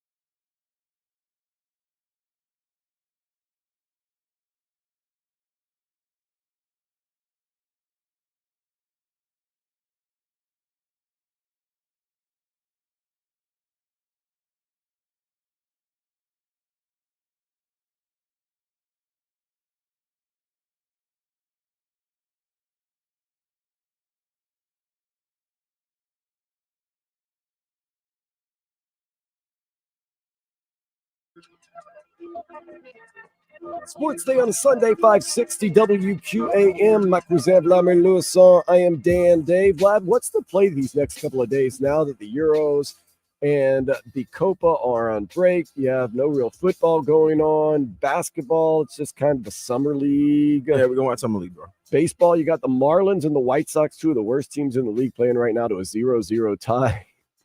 What? gonna be It's gonna be a whole lot of summer league. Summer league, yeah, because obviously with Bronny playing in Vegas, I think they're celebrating like 20 years of how big the Vegas tournament, the Vegas Summer League has been. And then that'll be this week. Yeah, well, you got an Inter And then Miami the following game week, and then the following week we'll get into the Olympics. Well, I'm just talking about you personally. What's the go with the sports? I mean, are you going to follow the Savannah Bananas on ESPN? Right now? I'm not gonna follow the Savannah Bananas. For those that don't know, they're the Harlem Globetrotters of baseball. Go right. Baseball's about to go in their break soon. Oh, that's the worst week of everybody's life. ESPYs. No, we're good. Look, we'll be all right. You know, Tuesday's the semifinal of both Euro. Tuesdays and Wednesdays Copa, you get semifinals, right? And then Thursday, I think they begin the summer league in Vegas, and then also the U.S. Olympic team. They're gonna have some I don't want to call it friendlies, like some exhibition games. So what's the move tonight, though? The move tonight, Marlins are going to be finished. Now I'm watching Yankees Red Sox, baby. Okay, Summer League's going to be finished for the Heat. They start at 4:30. I'm watching Yankees Red Sox. Okay, that's your best bet. That's your best bet. I'm watching Yankees Red Sox. Got some good texts coming in. 305-567-056. You part of the family. Our cousin Rob Day text in. What's good, y'all boys? Hope your boys having a good Sunday. Yo, I've been listening to Snow the Product for like 6 years because she was way better back when the day, but nonetheless, she is still fine, bro. That's Rob. LOL. Oh, she's pleasant for the eyes. She is all right. All right. 954 texts in. Uruguay, Argentina, July 14th. Next Sunday, baby, to Copa. The final. Be there. Richie from Boar's Head. Don't get too far ahead of yourself, Richie, now. We love you, though, but it's not a sure thing that Argentina is going to beat Canada and that Uruguay will beat Colombia. Colombia's looked really good. Colombia's been the best team this tournament. Yes, I will go that far and say that so far. But once again, it's not always about the best team winning tournaments, so we'll see how that goes. Richie also was out at that Fade concert last night. He says it was fire. It was great. I don't lie, man. I believe him very, very, very much. Anything else we got coming in over on the old YouTube and Twitch? I haven't checked in just the past couple of minutes. No, they just talked about Menu saying that the second round pick over Bronny that he drafted. He put Hubie Brown equals the Toxic Avenger. Like, wow. So Hubie's an interesting looking character. I love man. Hubie, man. Leave Hubie. He's also 100 years old. So that's right, man. Leave Hubie alone. Hubie. Some people watching the Big Three. I guess the Big Three is on right now on TV. Oh yeah, I did see it when I was walking through the hallway. That's something that I'm gonna skip. I think Mario Chalmers is playing on the team right now. So Charles, shout out to Rio. Also 100 years old. Oh, come on. I'm just messing. Rio's the best player in Miami Heat history, according to Rio. Oh, well then at least if somebody believes it, it's true. Platinum Swords just says acknowledge me. There you go. I got you, Platinum Swords. Thank you for watching us on the YouTube and Twitch page 560 WQAM. We got John Cena. He's retiring, quote unquote. Is it like an Elton John retirement? The retirement tour that never ends? Nah, this is like the Kareem Abdul-Jabbar retirement. It's so funny that you mentioned that because when we were talking about LeBron, I said that this upcoming season might be his last. Somebody texted in, said that now LeBron would want a farewell tour. I think the NBA wants that too. I think the NBA would want that. I think they would try to treat him the same way they treated Kareem, where Kareem would go to city and they would give him a gift. It'd be interesting if they did a farewell tour and every arena he went to, the opposing arenas that he went to, they gave him a gift. What would the Miami Heat give LeBron James? You know, because I think when Kareem played somebody, like they were, to have fun with him, they gave him like a rocking chair. Right. But what would you do with LeBron? A receipt, get him some hair care? No. Okay. Bosley's, get him some like a lifetime membership to Bosley. Just because parts of the fan base don't like what LeBron did. No, it's just it'd be a joke. It's not. I mean, it would just be a joke. I mean, like, why would you give Kareem a rocking chair? He's not that old at that age. Making fun of someone like the rocking chair is different than giving them hair plugs or something like that. That's a little low. So is his hairline. Yeah. No, his hairline is high. Yeah, high. Wouldn't a high be or low? Either way, yeah, depending on how you look at it. Yeah, no, but I mean, attacking someone for something that's not deemed as the most positive thing is, whatever. What are we gonna do? What? Well, you want to get a membership to the Atlantic Men's Clinic and be like, oh, it's all a joke. You're getting older. I don't know if he's got ED. That's what I'm saying. You don't know. We know he has a receding hairline. Facts. There you go. Well, why don't they give him a year long until the? Never mind. I'm not going to say that. But I'm just saying it would. I think he would want a farewell tour just of that. Similar to that. I think even the NBA would come to him and be like, if you seriously are thinking about walking away, we seriously would like to have a year where you walk away so that not only you can celebrate and enjoy it, but we can celebrate and enjoy it, aka make money. And of course, ESPN or NBC or whoever whatever the contract, the new TV deal goes to, of course they want to air that game. I mean, if you remember when they want to air a lot of the games. Remember when Kobe, God bless, bless dead, when he passed away, not passed away, but when he retired. Was it 2016? Yes, it was 2016. It was the same day that the Warriors were going for their 73rd victory. And they had both games. Mm-hmm. They had both games on television because it was it was going to be a historic night no matter what. Lakers weren't making the playoffs, so Kobe was going to play every minute of that game, and he went for 60. His last game ever in the NBA, he went for 60. And the Warriors also won their 73rd game. So I would think the NBA would love to have something similar. Definitely the TV partners would want to have a chance to broadcast the game and be part of it and, monetize from it. Yeah, that's the thing. Like, tell LeBron, look, we want to celebrate this. We all want to make money. We all want to do something. Let's make this happen. And I think, honestly, not doing a farewell tour, you're kind of shorting the fans a little bit. No. Because they want their farewell. They want their last chance to see LeBron, don't they? You should have paid money. You should have brought money in the 21, 22 years I was there playing. Some people don't have the time and the money, but now they made it a point. I'm just saying, it's a good chance to say goodbye, farewell. But you go out on your terms, how you want. I'm fine with that. I just thought about this. As I'm watching this Savannah Bananas and Holy Rollers game, whatever it is, they're in Buffalo, New York at the minor league park. Not an open seat. I don't even want to know what it looks like at Lone Depot Park right now. Oh, seats everywhere. Is it the almost opposite? In a 0-0 game right now, in the bottom of the second, between a team that is 26-65, the Chicago White Sox, and 31-58, the Miami Marlins. Not good. Miami Herald reporter Barry Jackson reports that the Heat offered Caleb Martin a 5-year, $65 million contract before he signed that 4-year, $32 million deal with the 76ers. We found out, at least we think it's all about timing. Caleb Martin had to sign before the free agency opened because there's all types of aprons and weird types of money-saving things in the NBA. He thought the value market was more. Ended up not being more, but nonetheless, he's now messed up. 76er. Yeah, You messed up. Miscalculation. He lost 1 year and $33 million. Bam Adebayo didn't play around. He signed that contract yesterday. 3-year max extension worth $166 million. Summer League action. The Heat, they fell to the Warriors 105-66. That's not me misreading that. That's 105-66. You know what's sad about that score? It's not too far from what we saw in the regular seasons at times. No, 105-66. Yo, they could bust. There were times they could barely bust 90 points, man. Okay, but not losing by 40. They got their ass kicked sometimes. Khalil Ware, he had 12 points, 6 rebounds, and 5 blocks. I like that. They're going to face the Kings today, coming up at 4:30. In other Summer League news, Bronny James scored 4 points as the Lakers fell to the Kings 108-94. Lakers and the Heat going to play in Summer League this coming Wednesday, so we'll keep you up to date on that. DeMar DeRozen is now a member of the Kings as part of a sign and trade deal. 3 years, $74 million. Kings, I'll tell you this, they're all in, and they got a pretty strong, young enough lineup. DeMar DeRozan, not the young guy on the team, but they got a lot of good young players on that team.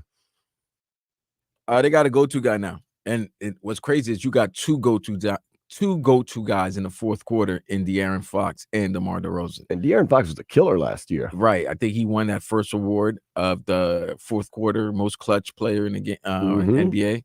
I think he won that award. He was the first, and I think he was in the top 5 last season as well. So you got two guys when it's closing time, they get the job done. So that's a really good move by the Sacramento Kings. And I want to know what the Chicago Bulls are going to be doing with the current roster that they have. Zach LaVine's got to be wanting a trade, but the fact of the matter is he's always injury prone. Yeah, he's got those. Is it a knee issue that he's always been? It's always dealing? a knee issue. Yeah. And with the contract he makes, I don't know if any team is willing to give up some assets for a guy who might be broken down. On that risk. Yeah, that's not getting younger and getting. I mean, usually when you get older, you don't get that much healthier. So we'll see. Caitlin Clark had the first ever WNBA rookie triple-double with 19 points, 12 rebounds, 13 assists as her Indiana Fever upset the New York Liberty 83-78 over the Copa America.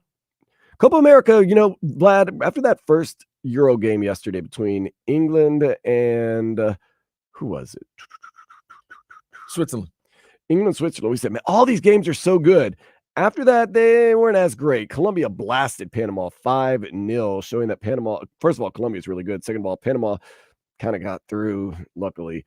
Uruguay defeated Brazil in a 0-0 tie that went to shootout. That was kind of a snooze fest. It was really kind of boring. 4-2. I was in South Beach trying to watch it, you know, at different bars and restaurants, and I was like, come on, man. 4-2. Semis are set. Argentina versus Canada. That is Tuesday, while Uruguay, Colombia is Wednesday. At the Euros, Tuesday you get Spain and France. Spain is favored. And then Wednesday, you get Netherlands and England. Netherlands were down 1-0 to Turkey. And I said, man, this Turkey team is scrappy. And you're like, you got to keep the faith in the Netherlands. I said, I'm not pulling off the Netherlands, but Turkey is scrappy. Netherlands did come back and win 2-1 yesterday. Clockwork Orange. Could this be Clockwork Orange's year? They got a tall task by beating England and then either Spain or France to get there, but we shall see. Inter Miami had a tall task last night, playing the second best team in MLS, FC Cincinnati, in Cincinnati, without some of their best players. FC Cincinnati took care of business early and often. They won 6-1. Now Cincinnati sits atop MLS. Toronto FC, though, coming to town on Wednesday at 7:30. Marlins 0-0 right now, as they are playing against the White Sox in the top of the third. A lot of people probably keeping an eye on that one while they're keeping the Savannah Bananas and Holy Rollers, whatever. I got to see what's the other team. They don't show the score now, but it's just amazing. The Savannah Bananas, the crowds they've been able to put in the stands. I know they play minor league parks, so but still, it's crazy. Tyreek Hill and his wife, Keita Vaquero, had a gender reveal party yesterday. And the reveal was their first child together is going to be a girl. So congratulations. Tyreek Hill really have 10 kids? Apparently, that's what's been reported. You don't believe me? No. Is that real? Wait, the man produces on and off. I know. Let's see. Tyreek Hill is expecting another child with his first wife. Hill already has multiple children with different baby mamas. Couple filed for divorce not too long ago. Okay, let's not read through all those details. I don't know. I'm trying to see, though, because, you know, that's how rumors get started that, you know, somebody has. Oh, no, you're right. Tyreek Hill has hinted that he has hinted that he has up to 10 kids with multiple different women. That includes 4 children he's welcomed this year. 2024. He's been busy, baby. Wait, he got married, though. How can you welcome kids? He said to have 6 children, but he indicated that the number may be higher. So this was 6 children. This was as of May 18, 2024, but it may be higher. So he's had 4 children. He's had 4 pregnancies this year. Now, let's be honest. Tyreek Hill will lie. I don't know if you're lying on your. I'm looking at some of the women that are his baby's mamas too. You're not lying on your seeds, B. Tyreek Hill lies about everything. Not on your seeds. You don't. I'd ask him right now. List them. Okay. What are you doing with that mouth? So there's 6. There's 6 that we know. Yeah, and he said there's 4 happened. And there's been 4 announced this year. Do the math. Oh, I thought there were 6, including the 4 that were announced. No. First of all, Keita Vaquero.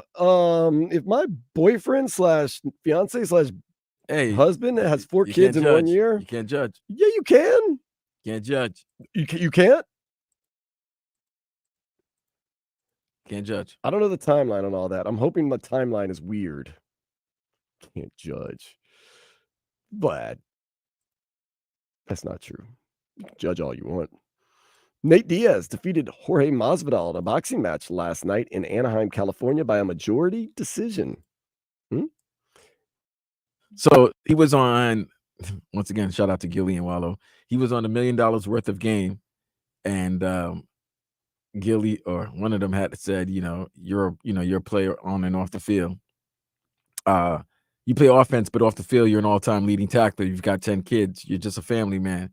Hill bowed his head, and while he didn't confirm the figure, he didn't reject the number 10. He wasn't the host, rapper Gilly King and Wallow to burst out laughing. Hill, who has a couple of his sons playing in the background throughout the interview, says, "Yeah, man, I grew up in the South. You see what it is. You see my boys running around. Doesn't matter how many kids I have. A lot of people won't be able to say Tyreek don't take care of his kids. Yeah, man. I didn't say he didn't take care of his kids. Yeah, man, he's got a full squad. He's got a full court. I didn't say he doesn't take care of his kids. Now he's got a full court. He runs 5-on-5. That's why he's trying to get that new contract to reset the market.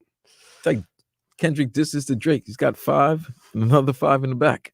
The British Grand Prix was run. Shout out to my boy Louis. Lewis Hamilton gets his first win since 2021. That's our guy. Congratulations. Very happy about that. You think Nicole calls him?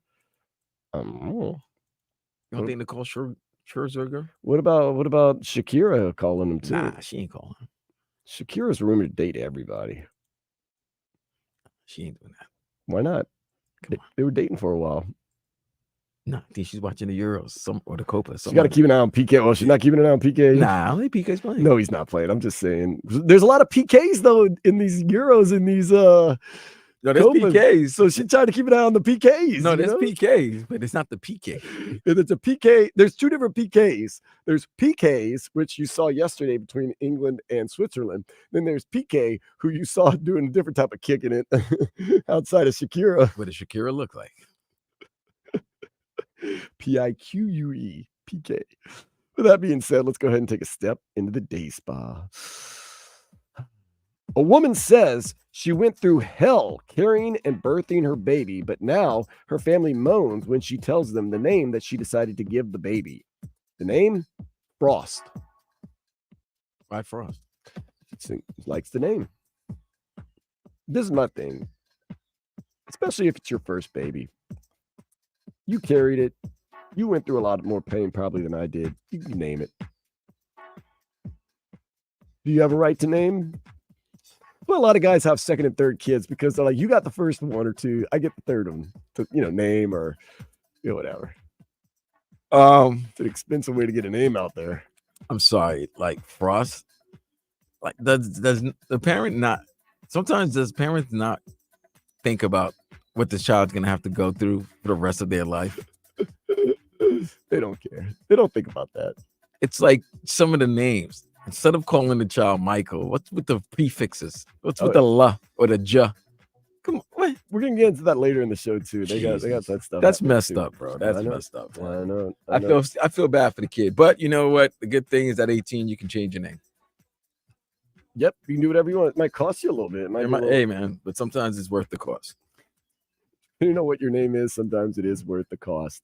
Up next, going to do a little Miami sports timeline here on 560 WQAM.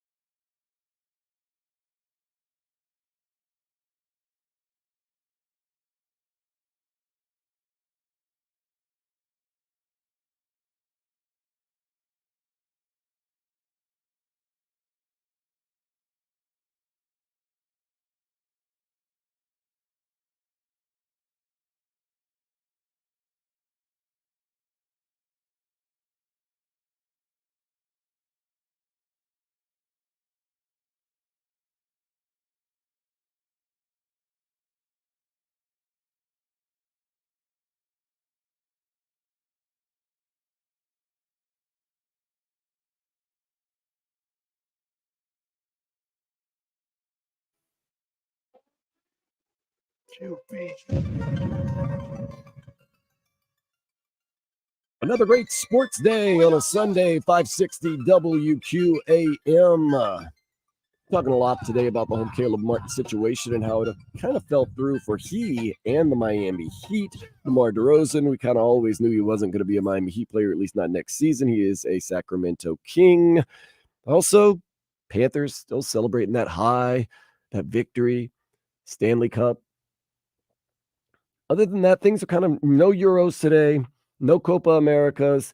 This evening, you've got the Red Sox and the Yankees rivalry renewed again. That's going to be the big Sunday night game. Other than that, not too much craziness going on. So I want to take this opportunity to go through something with you, Vlad, that I've never done, but I kind of want to get into. Realistically, timeline for the Miami sports teams to win the big championship, not an ACC or a division or anything like that. We know the Panthers, they're there. The timeline could be next year of them winning other championships. That's easy. We'll go quick. Marlins. How far away are the Marlins from winning a championship? You don't have to call NASA up to get the numbers, but you know it's got to be a large number. Yeah, I'm not gonna say no. It's maybe win the World Series. 4 years. Give them 4. You could think in 4 years this team could win. I think they can win a title before 2030, before the next decade begins.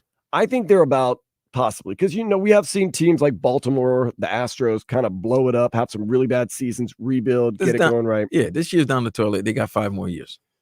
I'm gonna give them 8 years till they could reasonably. I'm giving them 5. I think they can win 5 years. 5 years. I'm being optimistic. I mean, I'm saying you're being great, man. I am very honestly. I'm not that optimistic. I'm being optimistic with 8. I think they're a decade away. I say they half a decade. I'm giving them. They're gonna win a title before the end of the decade. I'll give them a decade, okay. And that's about right. And that's demoralizing if they're your team, but maybe Peter Bendix knows what he's doing when he traded Luis Suarez. I don't know. Still haven't seen any 4 of the guys that got traded for Luis Suarez even sniff the roster. What's that guy? What's the pitcher's name? Oh, Woo-Suk Go. Okay. Dylan Head. Oh, geez. We're keeping a keen eye. See, Peter Bendix probably made that trade and was like, nobody's going to pay attention. Oh, no, Peter Bendix. Oh, no, Peter Bendix. We do keep an eye out. The names are hysterical. The names that he drafted. Like, were you drafting? Are these real players? Are you you're like a Moneyball drafting the Coke machine and, stuff like that? Oh, my God. Nonetheless. So, okay, now let's get into the ones that everyone's really excited about. Realistically, and I'm not saying everything has to go right, but, stupendously great. How far are the Dolphins away from winning a Super Bowl? In your opinion? I think the Dolphins maybe. Most things have to go right. And the reason I'm saying that is for any team, most things have to go right to win a championship. Especially that type of reasonably win. Right. The Dolphins could win the championship. No BS. This upcoming season, they can. If everything works out right. Offensively, they have a championship winning, I think, passing game. They do. If every huge question mark. Right. But listen, they were a top 10 offense and a top 10 defense last season. Yes, they've made changes. They've lost some players, but who knows? You don't know what the personnel, what the scheme is of Mr. Weavers. And you don't know. You don't know if these rookies can have an immediate impact. So just playing devil's advocate, they can win a title this season, or it could be 5. Who knows? The question will be, do you give number 1 that extension? Because if you know that for the next 5 years, that's going to be your quarterback, then you work around that quarterback. So they're another team. They can win it this year. It could be 5 years. I'm going to go with 3 years. And once again, we're saying this with everything, not everything, but most things going right, because to win a championship, most things do have to go right. We all know that. So, okay, Miami Hurricanes now. Got to say, Mario Cristobal, this is his 3rd year. He's gotten better last year than the first year.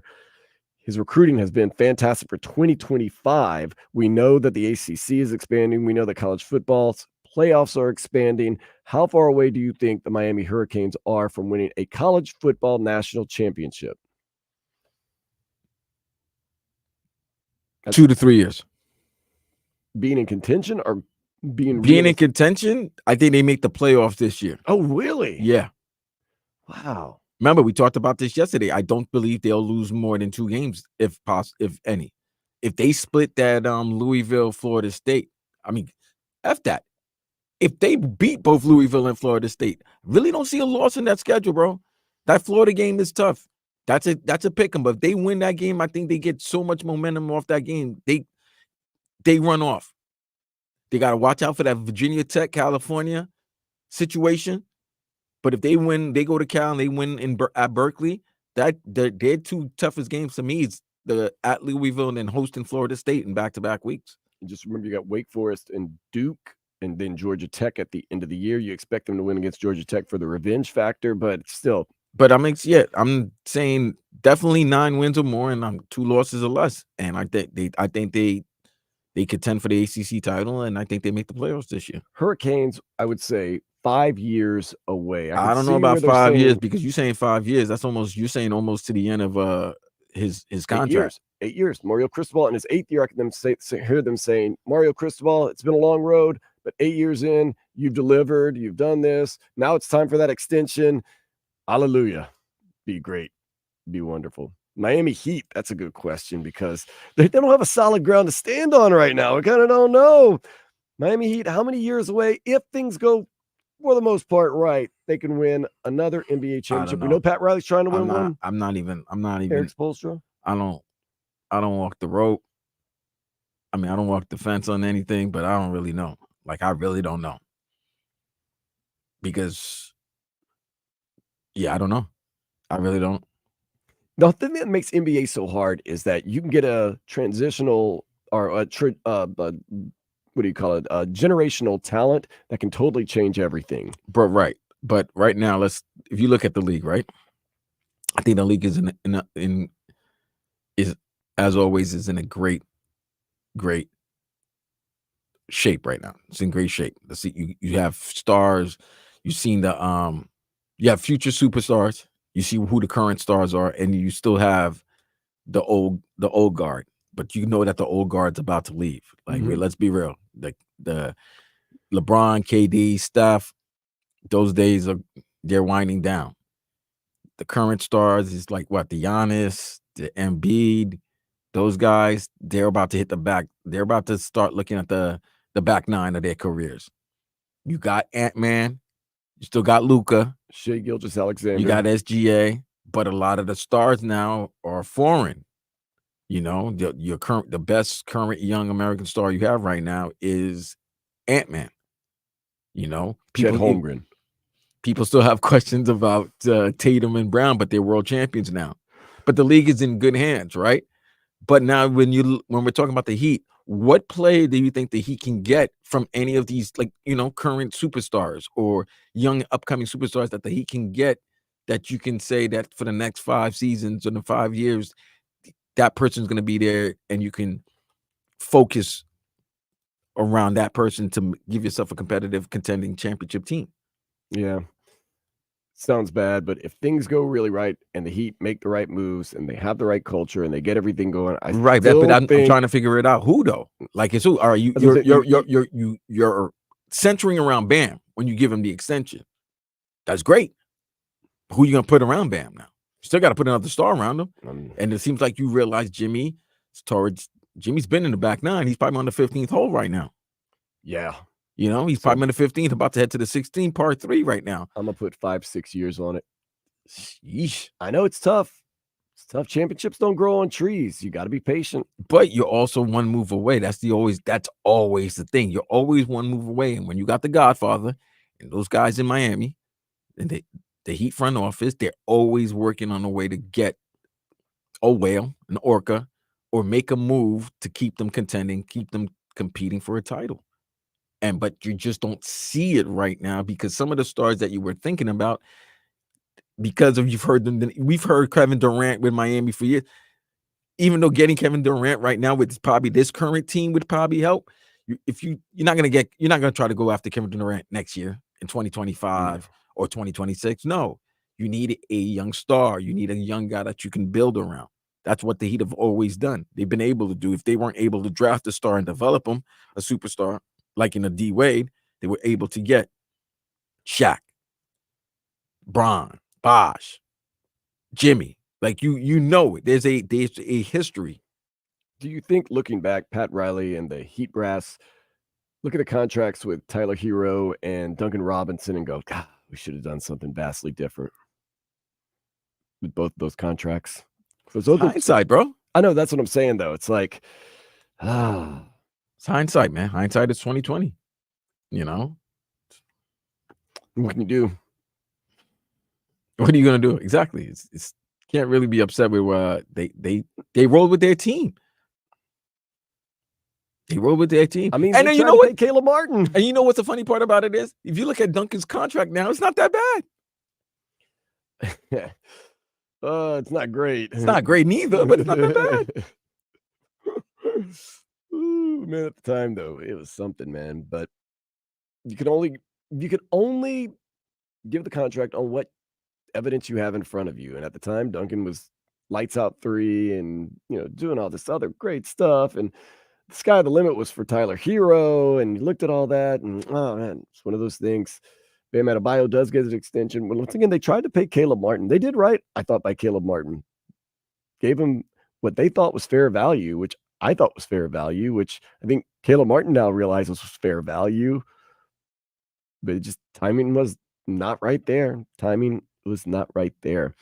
And last but not least, of our local teams here in South Florida, we already said the Florida Panthers. We really believe that they can win it again next year. We think they're set up for a couple of years to go, man. They've got Lundell, that 6-year contract. They got Reinhardt back on the team. Barkov is locked in.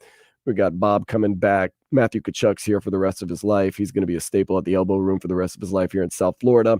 Inter Miami, I think they're built now to win. This is the year. This is the year. Lionel Messi, Luis Suarez, Jordi Alba, Sergio Busquets, who, by the way, Sergio Busquets got red carded last night. Showed a lot of good teammateness and stuff like that. You're getting beat 6-1. You got to go out there and stir some things up. Maybe he just wanted to get out of there. I don't know. Sergio Busquets gets it, though. Tata Martino, I like his coaching style. I like what he's done. I like the way he kind of conducts himself around there. Kermansky, Robert Taylor, Leo Campana, Drake Callender. I think this year they're built to win, and I think this is a team that they can keep it going. So this is the year, I think, to win the MLS Cup. You got Lionel Messi, who may have a hamstring injury. Luis Suarez, who may have a bad knee. But other than that, you're good. Okay. Would you be surprised this year if Inter Miami wins the MLS Cup? No, I wouldn't be surprised. And it'd probably be but is it what they really want? Because they really want international titles. That's why, that's why 10 is here. But it'd be nice to win the title in the league that you play for. The Supporter Shield would be nice. They 1 point behind Cincinnati now for the Supporter Shield, which is basically just winning the regular season, which a lot of leagues, that's how they determine their champion. Like in the Premier League, it's just whoever's the best at the end of the season gets the championship. There is no tournament to win. You can go take care of that in the Champions League. I always thought, man, that's a cool thing about soccer. Like, you win the regular season, you're the champion. And then if you want to go win some tournament, then you go off and do,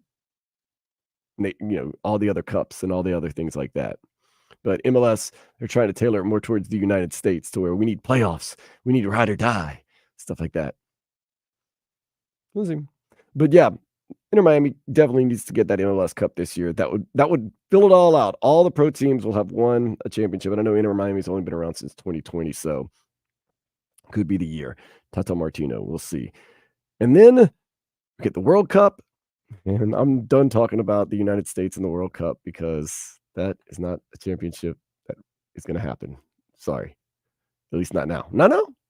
Maybe in 2 years, my tone will change. Panama, though, got it handed to him yesterday, which does not bode well. The United States couldn't beat Panama. And then Panama went against Colombia and lost 5-0. The United States lost 5-1 to Colombia in an international friendly right before. So,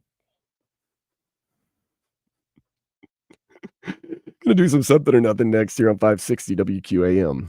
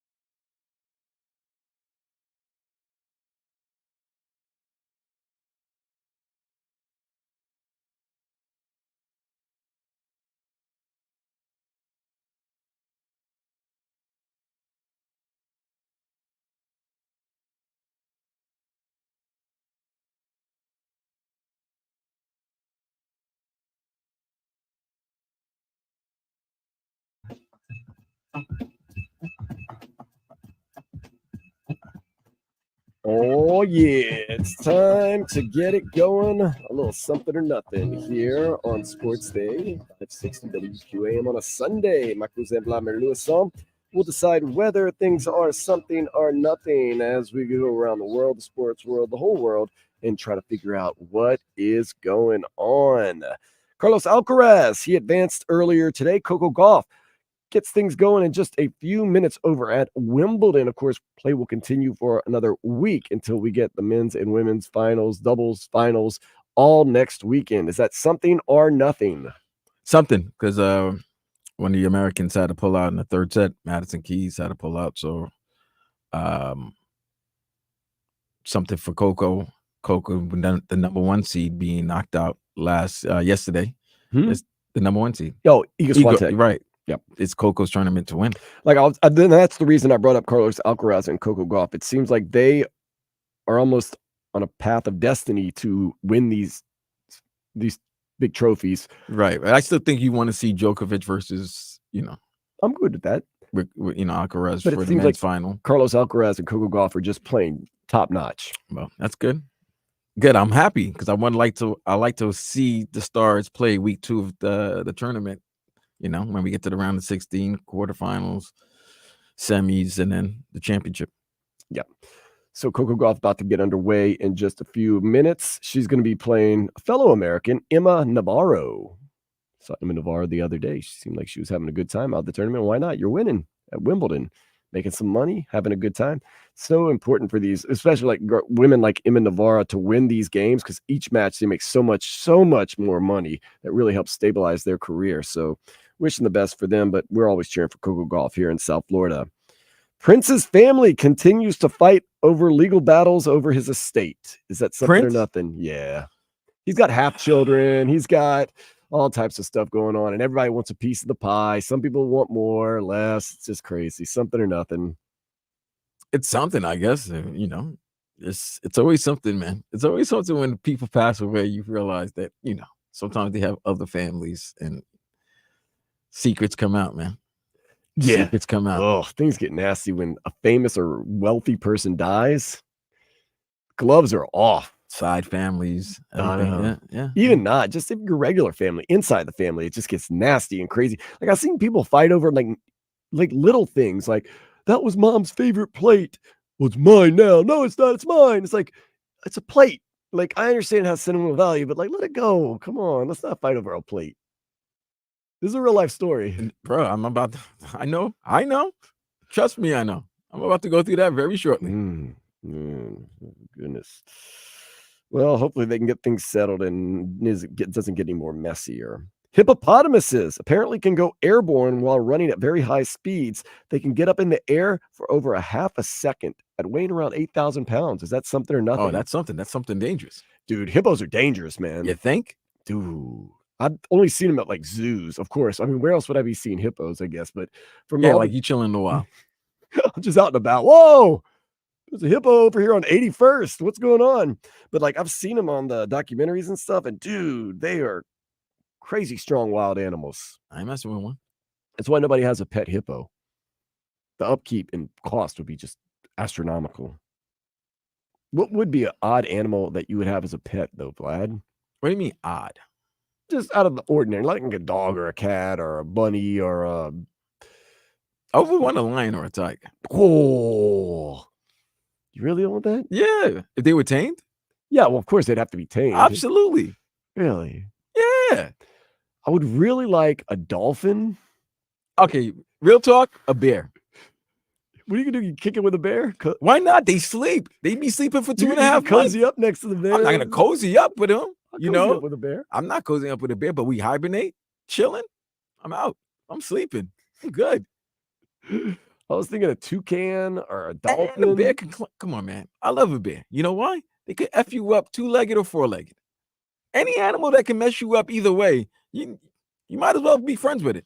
When they are awake on the weekends, though, they can party. And they can smell food. Oh, they get into your food now. And they can open fridges and they can climb. They can do everything that a human can do. Come on, bro. I mean, they can't do long math or anything like that. But dude, if you were able to teach bears to do anything that you want, bears would be the greatest criminal animal out there. Can't go to jail for that. Come on. Put you in the zoo, though. That's a jail for them. A bride-to-be shows up to her own wedding Uh-oh. in the General Lee replica car. That's something. Something or nothing. That's something. Was she in some Daisy Dukes? No Daisy Dukes.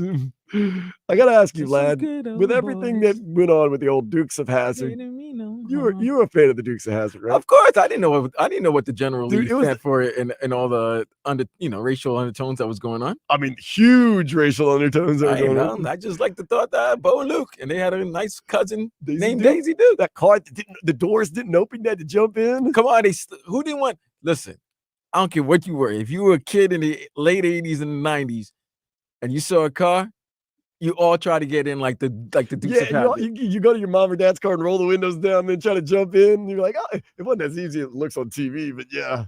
I'll tell you this. I thought growing up, like I was one of the few people that liked Dukes of Hazzard. Then I thought, oh, it's because I'm from the South. Then I did the research. It was the number one show in America. No, it was great, bro. Who didn't think about it? You and your cousin being mischievous and having fun and being a tirade in the town, driving crazy with a guy named Boss Hogg in a white suit and his right hand man Roscoe Coltrane. Come on, man. Is it fair to say Coltrane? Country version Dukes of Hazzard, city version Miami Vice. I mean, it was a little different, but that was great. It's like running buddies, man. That was great. It was like two opposite ends of the spectrum. Yeah, very, very, very opposite. One guy you listen one show, it's country, and the other show you listen to In the Air of Tonight, in the air of the night. What a crossover that would have been. You got like Bo and Luke Duke and Daisy Duke going to Max Club Deuce in South Beach. That's a good one. And then you get Crockett and Tubbs over in Missouri, Hazard County, sitting there running around. Driving fast. Oh man, what a crossover that would have been. But yeah, everybody loved the Dukes of Hazzard. It was a different time back then. Different time. Yeah. I never noticed anything about it, but I was so young. I didn't know what was going on. All I cared about was Catherine Bach. Everybody loved Daisy Duke. I had a TV tray that was Dukes of Hazzard. I still have it. That's all I cared about. Oh man. Here, we were talking about this earlier, Vlad. A family is mad at a woman because she got cute with her daughter's name. Again? Yeah. Her daughter's name is Phoebe, but Phoebe, or she spelled it F-E-B-E? F-E-A-B-E. It's fine with me. I don't care. Yeah, actually, it's fine because there's many ways people want to pronounce or enunciate names or words. So if that's her unique vision of her daughter's name, I mean, can't knock it. Not that, Phoebe doesn't necessarily have to be with the PH. Right. What about F-E-E? B-E? B-E. V-B. Or just F-E-E-B. Phoebe. I mean, it's probably the way it's pronounced. Yeah. It's phonetically. Yeah, she's spelled the name phonetically. Remember the time that woman wanted to name her daughter Chlamydia? She said it was a pretty name. Yeah. I know a lot of people that would disgusting. probably argue, that it's not that pretty. No, it's pretty disgusting. Oh, did you hear about this? American Airlines airplane had to be diverted after an organ man not only exposed himself but peed down the aisle. Something or nothing. It's better than crapping down the aisle. Yeah, well, yeah. You can kind of brush that out. How do you miss what's going on there? By the way, here's the thing with airlines. I got to put more bathrooms. The thing to the bathroom is just you got to put more bathrooms. You got to put more bathrums. I'm sorry. I know they put like the 2 or 3. It's got to be one in the front, 2 in the back. You got to put 2 in the middle. Figure it out. It is crazy because figure it out because it's something.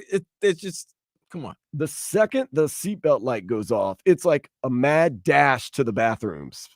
Like people are literally. I mean, first of all, I'm pretty good about. I do understand a lot of people like to get drunk and go fly, so they've probably been drinking. I don't drink and fly because it messes me up too much. But like, I try to go to the bathroom as much as I can before I get on the plane. But people, the second that light goes off, and then you see people like just waiting for someone to walk out of the bathroom. I guess there's 3 bathrooms for 300 people is not enough. Let me tell you this, man. Ain't nothing worse when you have to use the bathroom. Besides being in the bathroom. And then they get out, and then you go in, and they drop the bomb. How can you do that on a plane? I guess maybe upset stomach. Oh my God! Probably don't know if they drop the bomb. There's no Febreze out there. There's no There's not You even that got- much toilet paper and flush power. and on it's the not like you plane. can move. It's like almost like you're in like that Austin Powers Oh, yeah. golf cart. You You're can't caught, even move. man. You're like, You're man. literally in a refrigerator box trying to go to the You bathroom. definitely know what they ate. Oh, It's all that man. nasty rich airport food. Still Oh, concentrate, nasty work, bro. Nasty. Yeah, no. bro. Nah. Mm-mm. Speaking of planes and disgusting, although this isn't that's disgusting. Last but not least, flight attendants have recently admitted the reason they greet you is not to be polite. It's to count numbers. It's more they're prospecting. They're seeing if you're too drunk or high to fly, and in case there were an emergency, who they could most likely rely on. They're casing you, bruh. Something or nothing. It's nothing. I'm not shocked by that. I mean, why not? I case the room every time I walk in. Don't you? You always got to case the room when you go Yeah. out there. So they're just casing the room. Their job. They got to be up in there. What if you are too drunk to fly? I mean, and it happens. I mean, Odell Beckham Jr. What do you do? Like, how does that go? Like, I guess they just tell you, like, sir, you need to step aside off the plane.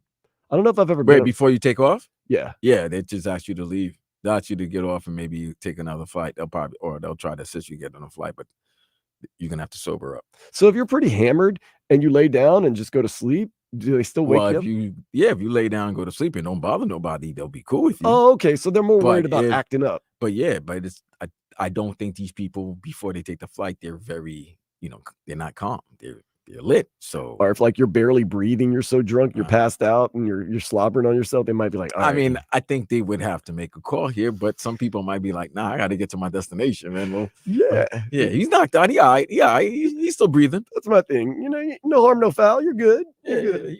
he's still breathing. All right.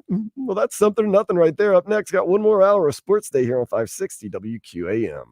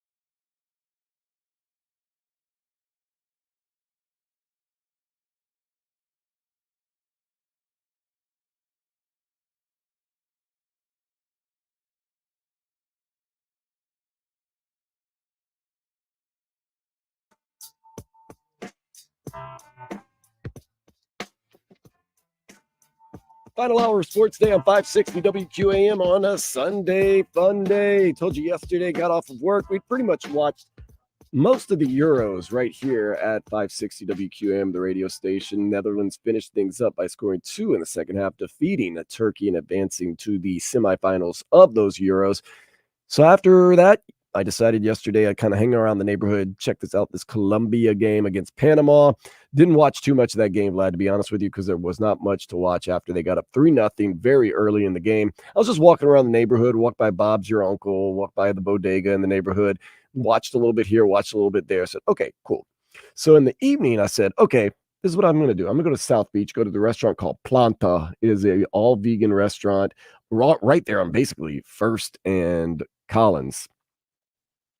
And first in Washington. And, I kind of watched the game there, and I did that. And then towards the end of the game, decided to leave Planta after I ate and walk around. And I came across a place that we've talked about in the past, Carbone, which is a pretty famous Italian restaurant in South Beach. And you had told me a lot of things about Carbone, that it is very expensive and that it's a scene. Very nice. Yes. So I expected it to be like, and now I walked by Joe's Crab Shack and I walked by Primo and 12, and I thought it was going to be one of these real, like, exclusive, like, crazy, wild, like, don't even look at us places. Carbone looked cool, dude. No, it's a very nice place, man. But it's a place where the scene are seen. It's interesting, though, because there wasn't a scene that I saw there. Now, I was on the outside looking in, but they had people that looked like they were normal people that worked and lived in Miami. They had tourists that were there. There wasn't these women in these crazy sequence dresses and guys dressed in these $3,000 suits. No, you don't have to rock that. It's really more of a I want to say it's a spot. It's almost like I don't want to say pregame spot, because it's a great place to eat, but it's a spot that you eat, get nice before you're about to take the town on. That's interesting, because I go to Prima Pasta in my neighborhood in North Beach, and the women sometimes are dressed. I'm like, do you know where you're at? You're at Prima Pasta. You ain't at Prime 112. No, man. Hey, man. Cannot go. If a woman wants to. No, that's fine. I didn't see any of that at Carbone. I saw just regularly dressed people, nicely dressed, but not extravagantly dressed. It's got me thinking, and I like the kind of culture and the kind of scene around Carbone. Thinking, man, maybe one of these days I might want to make a reservation and, maybe not go balls out, or what's the word? Ball out, Carbone. Because I looked at some of the menu. First of all, their menu, they don't put the price of the food on there, but I found some alternate menus that do put the price. And you're looking at like a $24 Caesar salad. You're looking at $36, $38, $40 pasta, dish, stuff like that. The ratings, of course, everyone raves about it. And I'm talking about scene or no scene. I don't care if you're one of these high-loving scene people. I've had just normal guys and girls be like, no, Carbone's great. I think it started in New York City. Am I correct? They have a couple locations. It's Italian restaurant, of course. But I was very surprised at how unsceney it was. Beautiful place, very nice. Very packed, but they had a couple open tables too, which made me more hopeful that, whoa, wait a second. What? You had what? Hopeful for what? That, maybe it's something that one day I might want to go to. Oh, okay. All right. Well, work hard. I don't know what the food is like outside of what people that I casually know have told me. Now, I don't have any close friends that have been like, no, it's unbelievable. You got to go. Because as a casual person, you meet a guy or girl at a bar and you tell them, oh yeah, you should go. It's awesome. And then you get home and like, was it really that awesome? Like, nah, I was just telling them that, because you're never going to see him again and stuff like that. Like, I would never tell you, Vlad, something that I didn't believe to be true, because I got to see you all the time. Yeah. But if some rando at the bar is like, oh, should I go to, I'm trying to think of something, Joe's Crab Shack. Maybe I've been there, maybe I haven't. I'll be like, oh yeah, you got to go, man. And everybody in Miami goes there.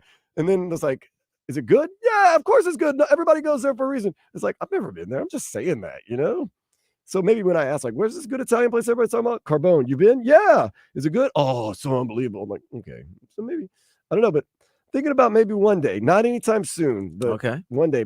But this is the thing. The good question is this, Vlad. What's the good question? I want to go there and not ball on a budget, but I don't want to wall out. But what's the point of going somewhere like that if you're not going to just go for the gusto? You know what I mean? But then again, when you get that bill, you realize it's like, well, ball on the budget. I want to be a part of the scene, and I do. Everybody wants to be part of the scene. I want to try the food. I just don't know how much I want to get into it. So it's either one of these things: wait a couple of weeks, save up some money, go. Be realistic, or wait a couple of months, go, and just whatever. I think being realistic is better. Because wilding out sometimes, if it's not as good as you think it is, then you wild out for. Oh man, you wild out, and the wild out wasn't worth wilding out. Worth the wild out. Oh my god, that's the worst.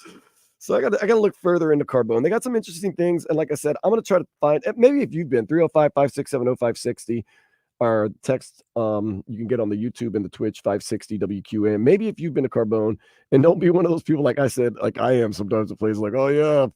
I've never been to Prime 112 either. I don't know what I'm missing, to be honest with you. It's great. Yeah, I'm bad. I don't know what the scene is like. I would expect Prime 112 to be the scene that I was thinking of. Like they're all scenes, man. They're all scenes. Okay, because they're not that far they're all not far from right each other. there. They're like right next door. There was now, granted, I went late. I didn't start at Planta until 9:00 at night, so I didn't probably leave there until about 10:30. Planta had not a lot of people there. There were open tables at Joe's Crab Shack. There were open tables at Carbone that I noticed. Prime 12, I didn't notice anything. I was just worried. I went by Stubborn Seed, which is a Michelin-rated restaurant. Stubborn Seed had open seats. So it gives me hope, because I always had this imagination in my mind, or a thought in my mind, that all these places are just impossible to get into. There's lines. It's people. It's Spago, basically, in Las Vegas or Los Angeles. It's not. So I don't know. Carbone, maybe. It's on the definite maybe list. If I make a little extra, I'll bring you too, Vlad. Oh, I look like scene, man. Dress up. Actually, you didn't have to dress up. Honestly, just don't wear shorts. Just still dress up, man. You're still going to a nice spot. Yeah, that's the thing, man. If it's a nice spot for you, you might as well be nice about it. But I don't know. We'll see. Let's get to the headlines real quick. Miami Herald reporter Barry Jackson reports the Heat offered Caleb Martin a 5-year, $65 million contract before he signed a 4-year, $32 million deal with the 76ers. That was a very weird situation. Unfortunate, seems like. Maybe not. We'll see how time treats this, but it seems like Caleb Martin offered a good deal by the Heat. Absolute weirdness, man. Just he thought the market was a little hotter. The Miami Heat does not deserve any blame for zero. For Caleb Martin deciding to sign a new contract with the Philadelphia 76ers. Not a new contract with the 76ers. Obviously, with the reports that both Barry Jackson and you also looked at Ira Winderman from the Sun Sentinel. Both papers doing a good job with the reports. 5 years, $65 million is the offer that the Heat were giving Caleb Martin. Yes, Martin. But it was once again before free agency. But it had to be opened, done before June 30th, which is when free agency opened. Because of all the financial and legal ramifications. Right. And all these aprons, certain limits that organizations cannot go over or under. So there was a deadline to sign. Right. So which if you crossed, you couldn't go back. So because he thought, and listen, you can't knock a person for believing in themselves and choosing themselves. But what happens is you're gonna get, I don't want to say made fun of, but you're gonna be looked up. You're gonna be looked at with side eyes. How about that? You're gonna get the side eye when what's reported that was what was reported. You were given an offer of 5 years, $65 million, and you had to accept a 4-year, $32 million because you bet on yourself and the bet lost. If you look at it, at least for now, right now, right. But if you look at it now, people might say, not only is he giving up $5 million a year, but he's also giving up another extra 27, because 4 years, $32 million, 5 years, 65. And then they say afterwards, maybe he liked the role better with 76ers. That might have been him just trying to make himself feel that is just better. if I'm going to shoot him any bail, it's the fact that maybe what he was being asked to do on one team, it was going to be less than what he was being asked to do on the other team. And because he was going to be asked to do more on a certain team, he expected to get paid a little bit more, but that's all they can offer him. And I think a lot of teams are also seeing that maybe they can develop their own version of Caleb Martin. Mhm. You understand? So, Well, he was it's with tough. teams before the Heat. Huh? He was with teams before the Heat. Right, but They he didn't was develop bouncing exactly, back and yeah. forth, and then he got in with Heat culture, and they really maximized his strengths, and and he worked very hard on his weaknesses to be a point that if you have Caleb Martin on the playoff team, you're happy. You're very happy. There's no difference between Caleb Martin and Kelly Oubre. I would take Caleb Martin over Kelly Oubre. Okay. And now they both down. The 76ers have both of them on their roster. So it's tough. 76ers got some guys, man. Watch out. We got Bam Adebayo, another 3 years, max extension, $166 million. The Summer League, though, not so good for the Heat. They fell to the Warriors 105-66. Khalil Ware, 12 points, 6 rebounds, 5 blocks. He went 0 for 3 on three-pointers, so got better at that. They're going to face the Kings today in just a little while at 4:30. Lakers, they played yesterday. They lost to the Kings. Bronny James had 4 points. Of course, the Heat and the Lakers will be playing Wednesday in Summer League, so we'll keep an eye out on that. DeMar DeRozen is now a member of the Kings as part of a sign and trade 3-year, $74 million deal. Everyone in the West is just an arms race, man. They're just trying to load up. Let's go. A lot of good teams in the West.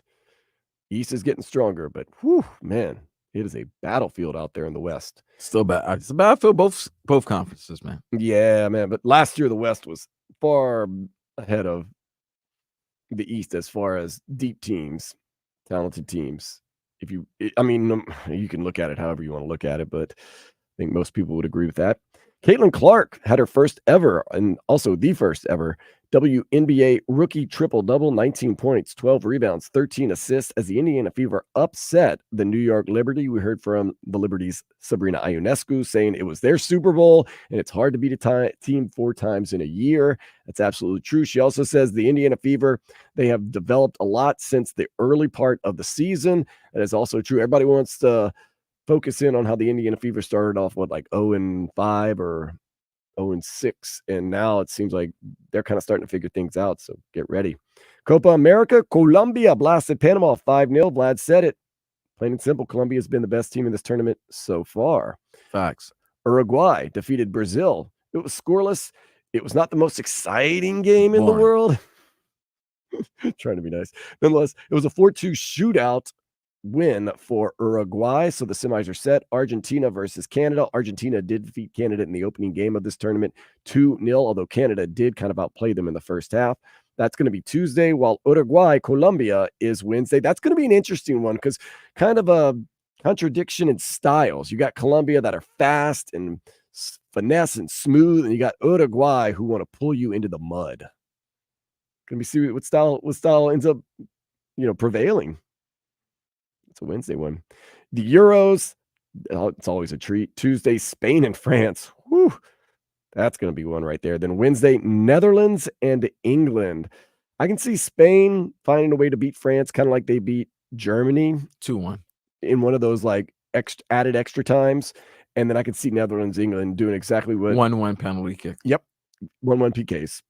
And let the chips fall where they may. That's one of those things you can't predict who's going to win in a PK. Like one missed kick, one goaltender guessing the right direction, it can change the whole thing. Argentina will beat Canada 3-1. Okay, so Canada's going to get revenge by scoring a goal. Yeah, but they're going to lose 3-1, and then Colombia beat Uruguay 2-1, 3-1, 3-1. Yeah, Colombia's they look good, bro. They're playing some good soccer, football. It's going to be interesting. Let's see. Colombia. Whoo, man. Because I would say there's probably more Colombians in Miami than Argentinians, would you say? I don't know. I don't know the exact breakdown. It's going to be interesting in my neighborhood because there is a lot of Argentinian places, but also, of course, there's a lot of Colombian places. It's going to be fun to walk around and see who's wearing what kit if they do happen to play each other in the final.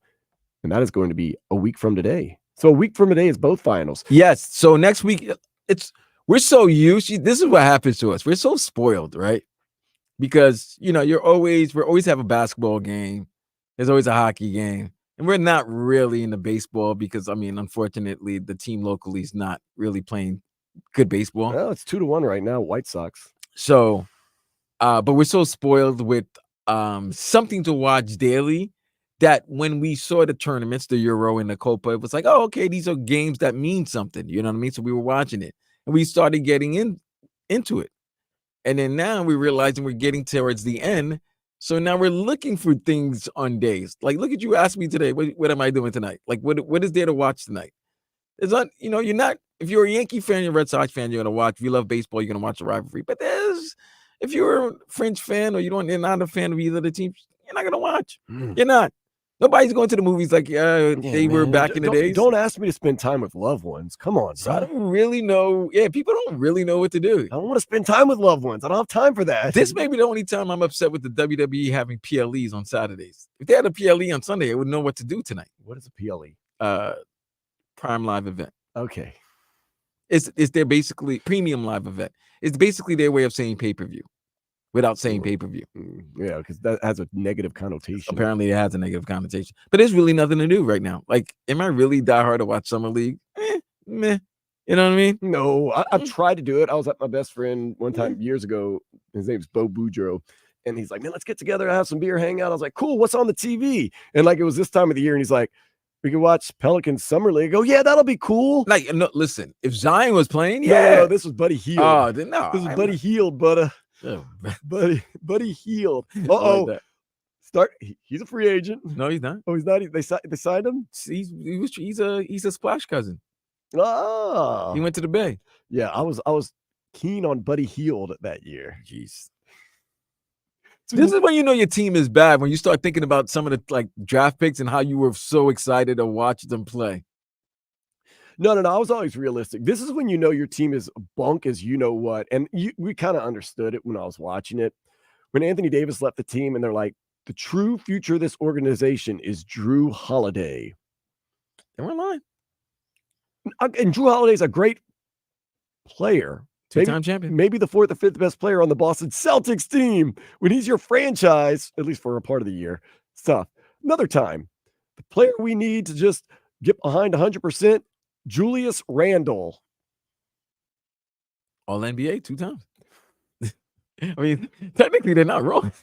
It's just they need to just do it with your franchise. They're not wrong. There was a time, I don't know if we can get rid of Buddy Hield. He has just too much of an upside. Could be our franchise. But Buddy Hield might be 40 as well. I was there for the days. Buddy Hield might be 40 as well. I'm trying to think. One time, Jarrett Jack was the leader of the team. Jarrett Jack. Listen, it's the same way you watch. Listen, when you love a sport so much, your team, you don't know what's going on with your team. Same way you watch the first preseason game in case your first round pick is playing. You're gonna watch. Oh yeah. Right? Plus, you've been away from football for so long. Who's the first round pick for the Dolphins this year? It was Chop Robinson. Chop Robinson. So you're not gonna watch whoever they play. Who they play week 1 in the training camp? Atlanta? I think it might be Atlanta. You're not gonna watch to see the 6 snaps that he might take if he gets a sack on Michael Penix Jr. And then that's gonna be the whole talk about that the next week. Oh, Chop Robinson sacked Michael Penix Jr. on the first play of the training of the exhibition. Falcons, August 9th. Yeah, Michael Penix Jr., Chop Robinson. There you go. Bong. Head to head. There you go. And then next week, Chop Robinson, Jaden Daniels. Bong. There you go.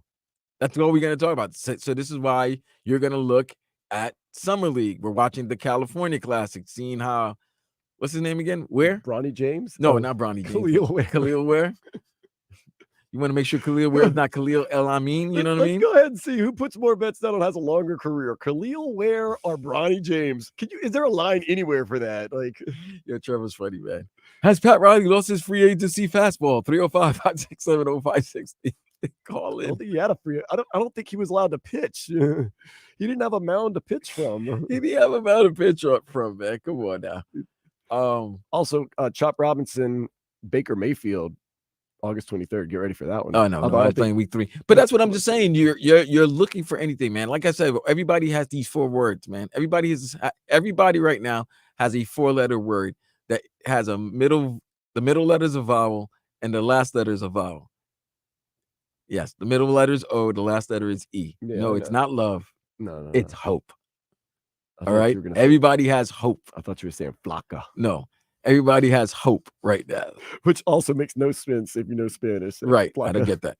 It means skinny girl. All right. Like, huh?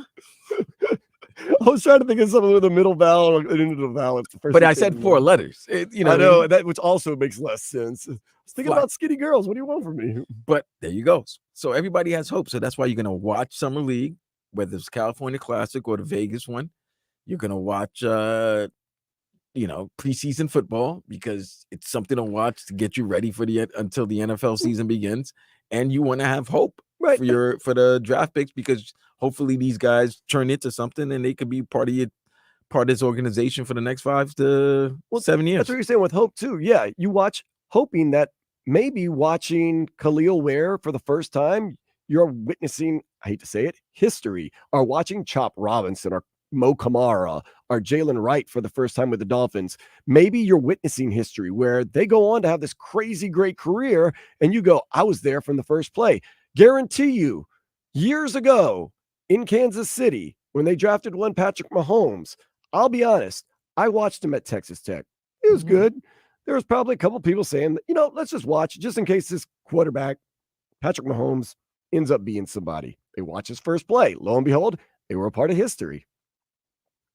Because remember, he wasn't the most highly touted player ever. No, he wasn't. Came in behind Alex Smith. Sat out a year. But if you were there from the beginning, you know. Oh, you know. You already know Lewis Hamilton got that dub earlier today. British Grand Prix. Defending his country against an invasion of the likes Max Verstappen. MVS is having the time of his life, man. You know that the cities he's losing in are cities to have fun in? Yeah, if it's a boring city, he wins because he's got nothing to do. But if it's a fun city, he loses. Because Miami? Did he lose Monte Carlo? Yeah, I think he did lose Monte Carlo. Yeah, he lost to Leclerc because Leclerc is, one. Yeah, but he already had clinched the title already. Clinched everything, yeah. Dude, he's smart. That's how I would do it. If I clinched it already, I'm like, oh, wait, these are the upcoming cities. You did all the early work, so why not enjoy it now? I'm partying. I'll finish second in Miami or 5th, whatever I did. He's Belgian anyway, so Oh, man, I'm drinking beer and eating waffles. He looks like the type that does it too, man. Oh, yeah, but yeah, if it's a exciting city, he's probably not doing too good. If it's not the most exciting city, go out there and get another win. I might as well just fine. All right, I'm doing all this work, being all serious and stuff. Speaking of being serious, let's go ahead and take a step into the day spa. A woman booked herself an aisle seat for a little more than a 10-hour flight, but was asked right when she sat down by a mother if she could move out of the seat she paid for so that the mother and her son could sit next together. The woman refused, but many people on the plane thought that she was being a jerk. Nah. That's BS. Nah, I'm all for her. Forget that, yo. Listen.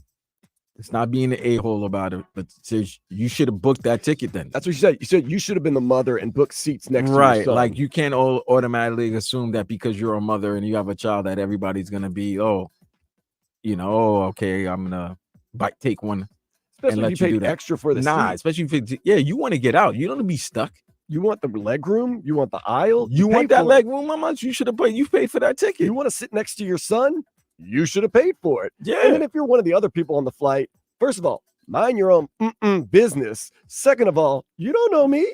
How about you upgrade? Let me go sit in your front row seat or your first class seat and you come sit back here. Why don't you go to the front and be like, can you talk to the travel agent and ask them, can they move you to another seat? Yeah. Don't ask me. I paid for that. I'll tell you, I flew Frontier, and Frontier's trick is if you fly with someone, they don't sit you next to each other because they want you to pay to sit next to each other. So the whole time as you're walking, there's just people standing because you know what they're waiting to do. Oh, will you switch seats with me so I can sit next to my wife? Oh, so I go to sit down, and there was a better seat. I don't mind because I didn't pay either, but the guy's like, like how emasculating is that, man? You got to stand there and wait for some dude to sit down and then ask him, and you're at his mercy, so you can go sit next to your wife. Like, that's embarrassing, bro. I just sit. Say, it's time for extortion. Like, yeah, oh yeah. You want to sit next to you? All right, right. How much is it worth to you? Yeah. Look, you could have paid the airline $40. You can pay me $10.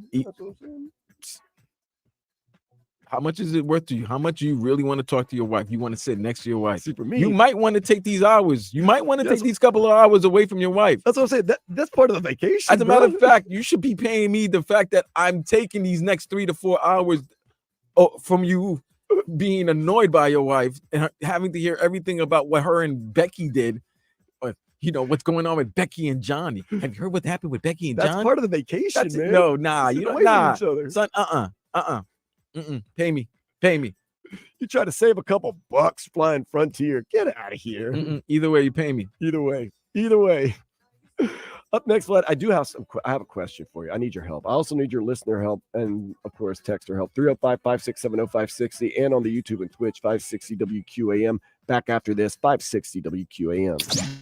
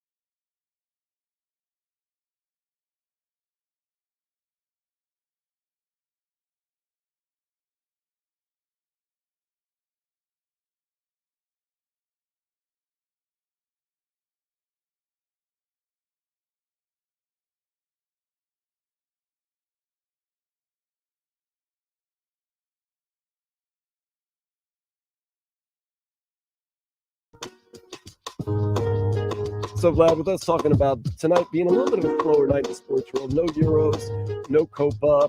You got the Yankees and the Red Sox. Told you I've been doing less, quote-unquote, work on the weekends. I'm going to do most of my work on the weekdays, at least for a little while, give it a little shot. I find myself with a lot more time on my hands. So yesterday, between games, I was watching movies, messing around on Netflix. Tonight, I'm guessing I'm going to have a lot of time to mess around on Netflix and do stuff. Can you think of any cool movies or documentaries, sports related, that I could possibly watch tonight, just off the top of your head? And of course, 305-567-0560, you can text in, and on YouTube and Twitch, 560 WQAM. Is there any that are really cool that I should watch? Maybe even some hip hop, music, sports, or just cool movies. I watched American Hustle yesterday. American Hustle was fantastic, man. I absolutely loved that movie. And I watched Born on the 4th of July. That was very disturbing, but I hadn't seen it in a very long time. Then you should watch Dark Matter. Dark Matter. It's on Apple Plus. Okay, I got to see if I have that. I don't know if I have that service. What is Dark Matter about now? It's basically about a man, and it's like a mind-bending thriller. So it's like he's abducted into an alternate version of his life. So basically, he's getting to see every version of his life if he chose. You know what I'm saying? At a pivotal point in his life, if he made a different decision, what would happen with his life? Oh, so it's like a butterfly effect. Right. It's like, yeah, but to get back to his real family, he has to embark on a journey to save them from the biggest, like threats imaginable, like whatever it is. So it's like every episode you get to see a different aspect of his life and what would have happened. Okay. But in order for the outcome, but he has to see it through in order for him to get back to his real life. Ooh, Pete Colt says Hotel Cocaine. Yes, he also said it. He also said that earlier today. That's something that we should definitely. That sounds interesting. Hotel Cocaine. That could be something I could get into. I could get into some Hotel Cocaine tonight. Seems like one of those nights. Pause. No, I've seen a lot of the documentaries. Like I watched the Lance Armstrong documentary. I thought that was interesting. Did you watch I know it's old. Did you watch the Patriots one?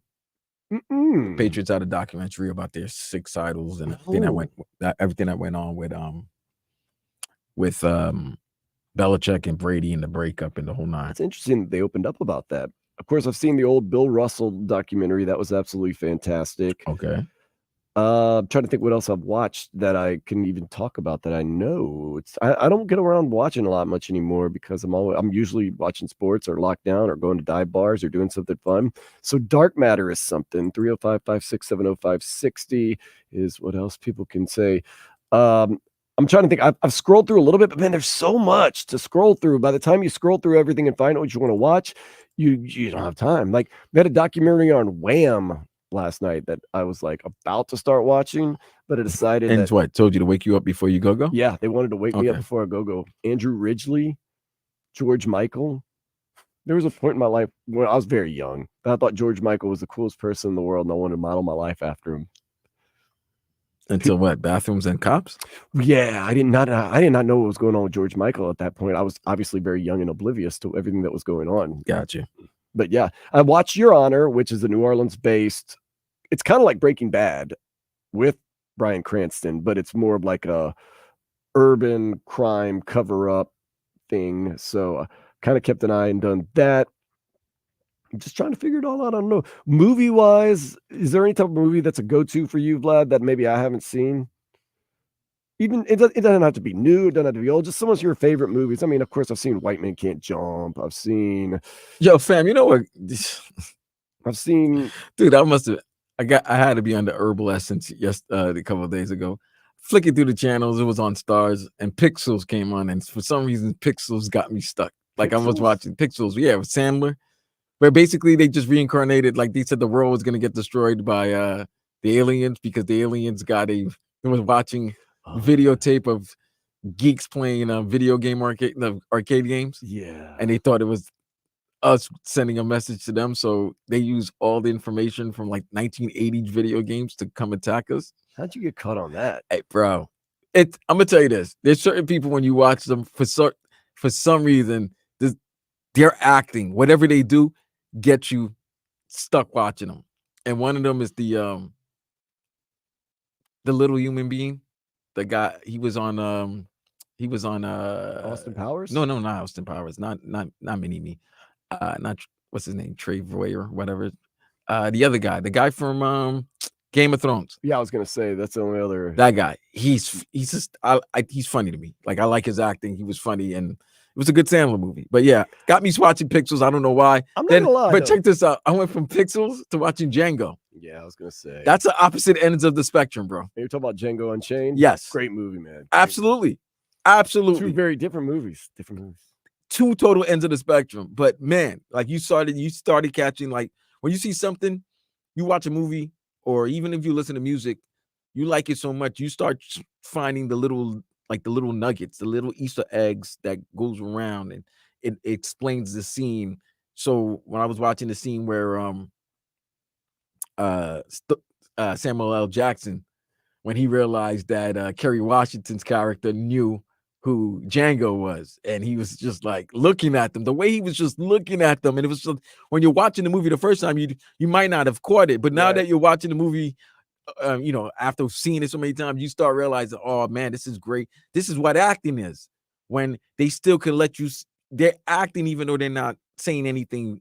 There's no verbs on words coming out their mouth, but they still acting. It's just the little stuff like that you start appreciating more. What else is out there? That I'm not gonna lie though, anytime a Adam Sandler movie comes on, it's hard to turn away, man. It really is. No matter what it is. Yeah, Adam Sandler. Sandler's funny, bro. It's just brain candy, man. It's just Sandler is funny. Like, it's Sandler's funny. And you don't have to think a lot for most of them. Some of them you do, but it's intriguing. My favorite Sandler movie, it's not even a comedy. I mean, Punch Drunk Love. That's one of them. Uncut Gems. No, it's the one where his wife is Tia Leone, and their Punch Drunk Love's just weird. Their housekeeper is this beautiful Hispanic lady, and like he had more of a he wasn't cheating on her, but he had more of a relation with her than he did with his own family. I forgot the name of the movie. Right, I'm trying to get it right now. But yeah, that's my favorite Sandler movie. Spanglish. There you go. Favorite Adam Sandler movie? Yeah, English. Yeah, it's a real good movie. He was really acting. Favorite is Big Daddy. Love it. I mean, come on. It really is. I have an affinity for that movie. Early 90s movie Sandler. You couldn't beat him. Happy Gilmore. Yeah, Billy Madison. Oh, Waterboy. Like, dude, he had a run. He had a run of just movies, man. Even the one when he was taking care of the kid for his boy. Was it Little Nicky? That's Big Daddy. Big Daddy. Yeah. That's a dope movie. That is at a Hooters. This isn't a spoiler. Come on, man. That's the Uncle I Am. Yeah, that's the thing I'm talking about, man. That's good stuff. Somebody did text in 305-567-0566-786 is, I'm sorry, no, it wasn't. It was 561 said, oh, where, man, this is going too fast and furious. 305 says, Your Honor is so, yeah, it's intense, man. If you watch Your Honor, keeps you on the edge of your seat at all times. 305 texts in, Supercell is on Netflix. I got to see what Supercell is. Supercell movie. Said, Dan, I seen a show called Maniac a while ago, and it's a dark show, but great. I think you might enjoy it. Supercell is a superhero type movie. This dude looks like, he looks possessed. He's like, that's what I'm talking about right there. Let's see. We got more text coming in. 305-567-0560. Oh, is that it? Dana's seen a show called Maniac. Yeah. It's dark. I like the dark shows. I started watching.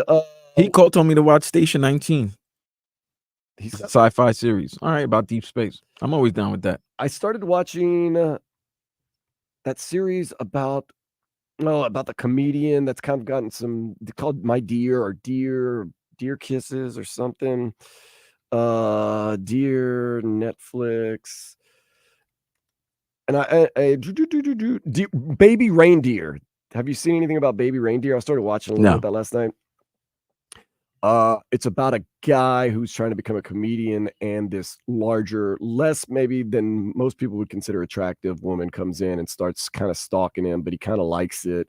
And it gets, and the thing is, the way it's done, I think it's a British show, so it doesn't translate, I think, the way they want it here in the United States. It ends up looking very awkward, and not in a good way, like kind of a way. So I kind of had to turn it off because I needed to get sleep and get ready for you and I to work here today. And also I just need to close my eyes, but probably watch a little bit of the Red Sox, watch a little bit of the Yankees, then maybe, what is this cocaine movie? I'm supposed to, Cocaine Hotel, Vlad, and then, whatever else, might text you to see what's going on. But yeah, appreciate your help.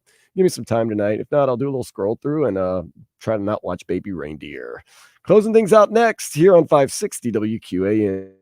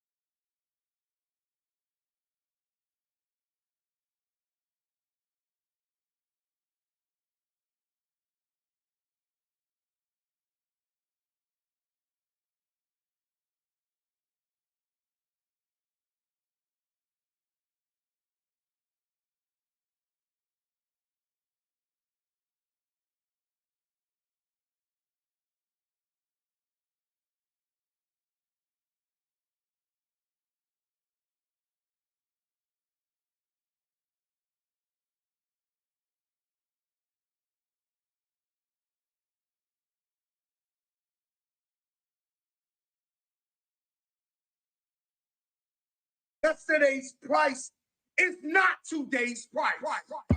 Finishing things out here on 560 WQAM. I am Dan Day with my crew, Sam Vladimir Lewis, on at Dan Day Radio, at Vlad2078.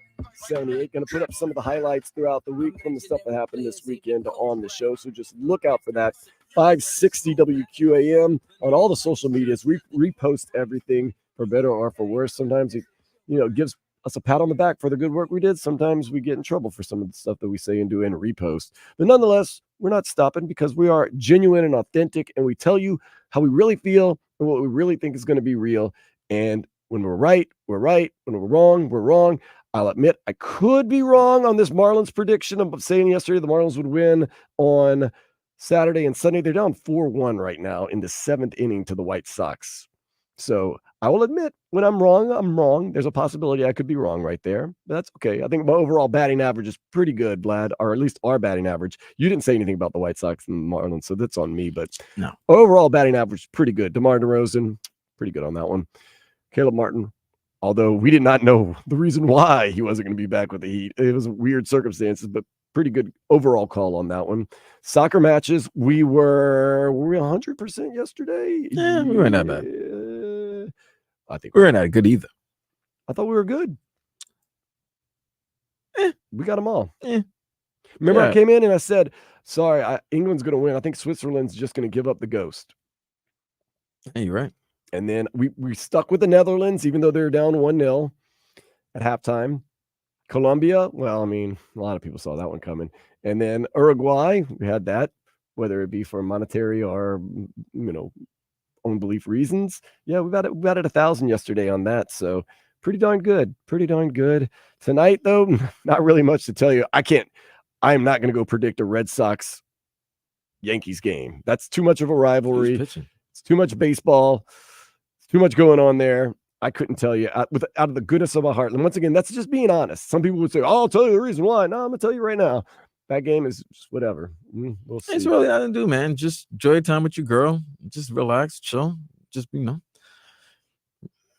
prepared for another work week that begins. Do some cocaine hotel. That's you, boy. It's a show. All right, well, watch it. Don't need to reiterate it. I like to take walks. There you go. Go take a nice evening stroll with the missus. You brought up a good point, though. Marlins didn't even give Tim Anderson a chance at his old team. That is true. They designated him for assignment right before the White Sox came to town. That's messed up. I thought they maybe should have let old Tim Anderson play a couple more games. First of all, he wasn't having the worst season in the world. I actually thought he was producing. It wasn't like he was having the best season either. Yeah, but he was still batting around 250 at one point. It's starting to slip. It's starting to slip lately. What is it now? Let's see. It was starting to slip towards the end. I'm not going to lie, man. But I mean, he still needed to have a little pop in the bat. It's just, I will say this Marlins team is quick to jettison you, bro. It was 214 when he got designated for assignment. Well, it was 250 at one point. At one point it was. Oh, Tim Anderson went for being the batting champion. Did he win an MVP? I know he won a batting championship. I don't know. But he was Tim Anderson was a good player, man. An all-star with the White Sox, but Savannah Bananas, here I come. A lot of things have been happening outside his world, outside the field. So that's what's probably been causing his slumps. He got a lot going on. Yeah, he has a lot going on. Yeah, so okay. Or he had a lot going on. Let's just say that. Yeah. Still 31 years old though. Still not a young baseball player. So hopefully he's done some good things, made some things happen, at least monetarily, and can get his life going and get it in order. The Marlins, are they still down or can it get 4-1? Yeah, they're down. So they have a rough go against the White Sox, man. So what they have this upcoming week, the Marlins. Let's see. Baby reindeer. Oh goodness. See what we have for the Marlins this upcoming week. Because next time we come back on will be Saturday. We'll probably be previewing the Euro Cup and Copa de America final. Yeah, we're very excited about that. We'll be definitely talking about a week's worth of summer league basketball. by the draft picks of the Miami Heat. Khalil Ware and Palel Larson, and also maybe keep you updated on Bronny James and what he's got going on, because one of the games that Bronny James and the Lakers will be playing is against the Heat this Wednesday. That is on Wednesday. Tuesday and Wednesday going to be big days because you have those summer league games, but you also got the semifinals for the Euros and the Copa America. Correct. And the Marlins will be on the road this upcoming week. They'll be going to Houston for 3, Tuesday to Thursday, and then they have a weekend road series against the Cincinnati Reds, the 12th to the 14th, and then they come back next week. I think they come back next week for home. And that'd then be nice. Then the next week after, no, that's no. Then it's the break. Then it's the break. Then after the break, when they come back, they that's come when back. They go into Yes, some games. they come. Yeah, they have a 7-game home series. 7-game homestand, 4 against the Mets from the 19th to the 22nd, and then 3 with the Orioles, and then we're going to the July 25th game. July 25th, 12:10 first pitch. Officer Perez will be out there about 11:15, maybe 10. No, we're not going to be out there by 10. Oh no, we're meeting at 10. I mean, when to get arrested. She won't arrest you. I promise you. No matter, I'm not saying no matter what you do, but it's going to take a lot for her to even acknowledge us. Vlad, we were yelling. Excuse me. Do you not see what it says? Do you not see what it says on the Vlad the Inhaler? Yes. Okay. If you don't remember, we did try to get her attention a couple times. You basically were going, acknowledge me, look what I'm doing. And she was cool. But luckily our friends Tammy and Carol took care of getting her attention. Yeah, if I gotta go solo Sokoa on her, I might have to. We know where she was last time. If she's not there, we might want to get there early, because if she's not there, then we got to go find her. We got to go walk around. I don't mind walking around. Yeah, man. You be my wise man. Go find her. And you always know there's very much talent at Marlins games, no matter. Absolutely. Absolutely. I mean, we're not making this up. Like, you walk around Marlins games, holy goodness. Sometimes not even worth going to your seat. It really is. And, we got. And then my little secret bar, my little secret. Although it was closed last time we went. Well, there was nobody there.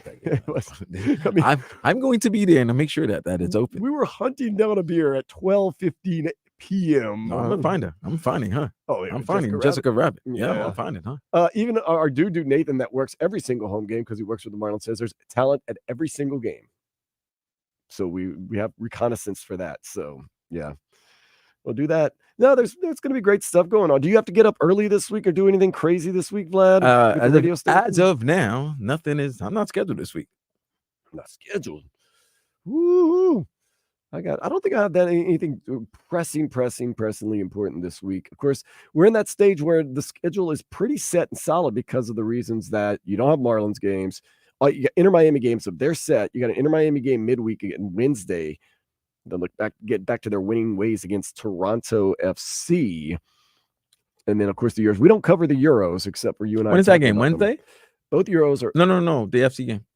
That's Wednesday night, 7:30, Chase Stadium. I'm not trying to go to that one. Let's go to. Oh no, you working? I never. If it's not a Saturday night or a Sunday night, I'm probably gonna go to that one. You can probably get into that one because of everything that's going on. In Miami, holla at your boy. That's it. We got it. Love him. Holla at your boy. Holla at me. You see the social media handle at Vlad2078. Yeah, Vlad2078. Go on by, say hi to our guys, Vice City 1896, the supporters group. Those supporters groups, they were there from day one too. That's another thing. I don't know if the influx of the supporters groups has gotten huge or if they maybe even kind of capped it. But these are guys and girls, because I want to give love to the women that were in supporters groups, because there were a lot of women in the supporters groups. They were there from day one. And I'm not just talking about day one like, oh, they went to the very first game at LAFC. Before the team ever kicked the ball, you had guys and girls flying out to Los Angeles cheering on that team. So when you say, oh, look at all these fake fans out there for Messi, you go to the supporter section. And I'm not going to say everyone in the supporter section is, because that's not true. But there's a large majority of those people in the supporter sections at Inter Miami games that were there from day one. Not day one at Dry Pink Stadium, not day one at Chase Stadium, day one where LAFC plays out there in California. Well, listen on day ones. Listen to what's next weekend, next Saturday at noon. You don't want to stick around another hour? No. Okay, so that's it. We'll be back, but we're going to be back Saturday and Sunday noon to 4? Saturday, Sunday, noon to 4. Got lots to talk about. Can't wait to see you. Hit us up social media. This has been for my cousin. Kuzan. Same Kuzan time. Same Kuzan channel. Same Kuzan channel. Same Kuzan app. Same Kuzan YouTube. All of that. At Dan Day Radio. At Vlad 2070. Vlad 2078. Yeah, Vlad, that'd be Dan. it. At Vlad 2078. This is Sports Day on 560 WQAM. Later, fools. Text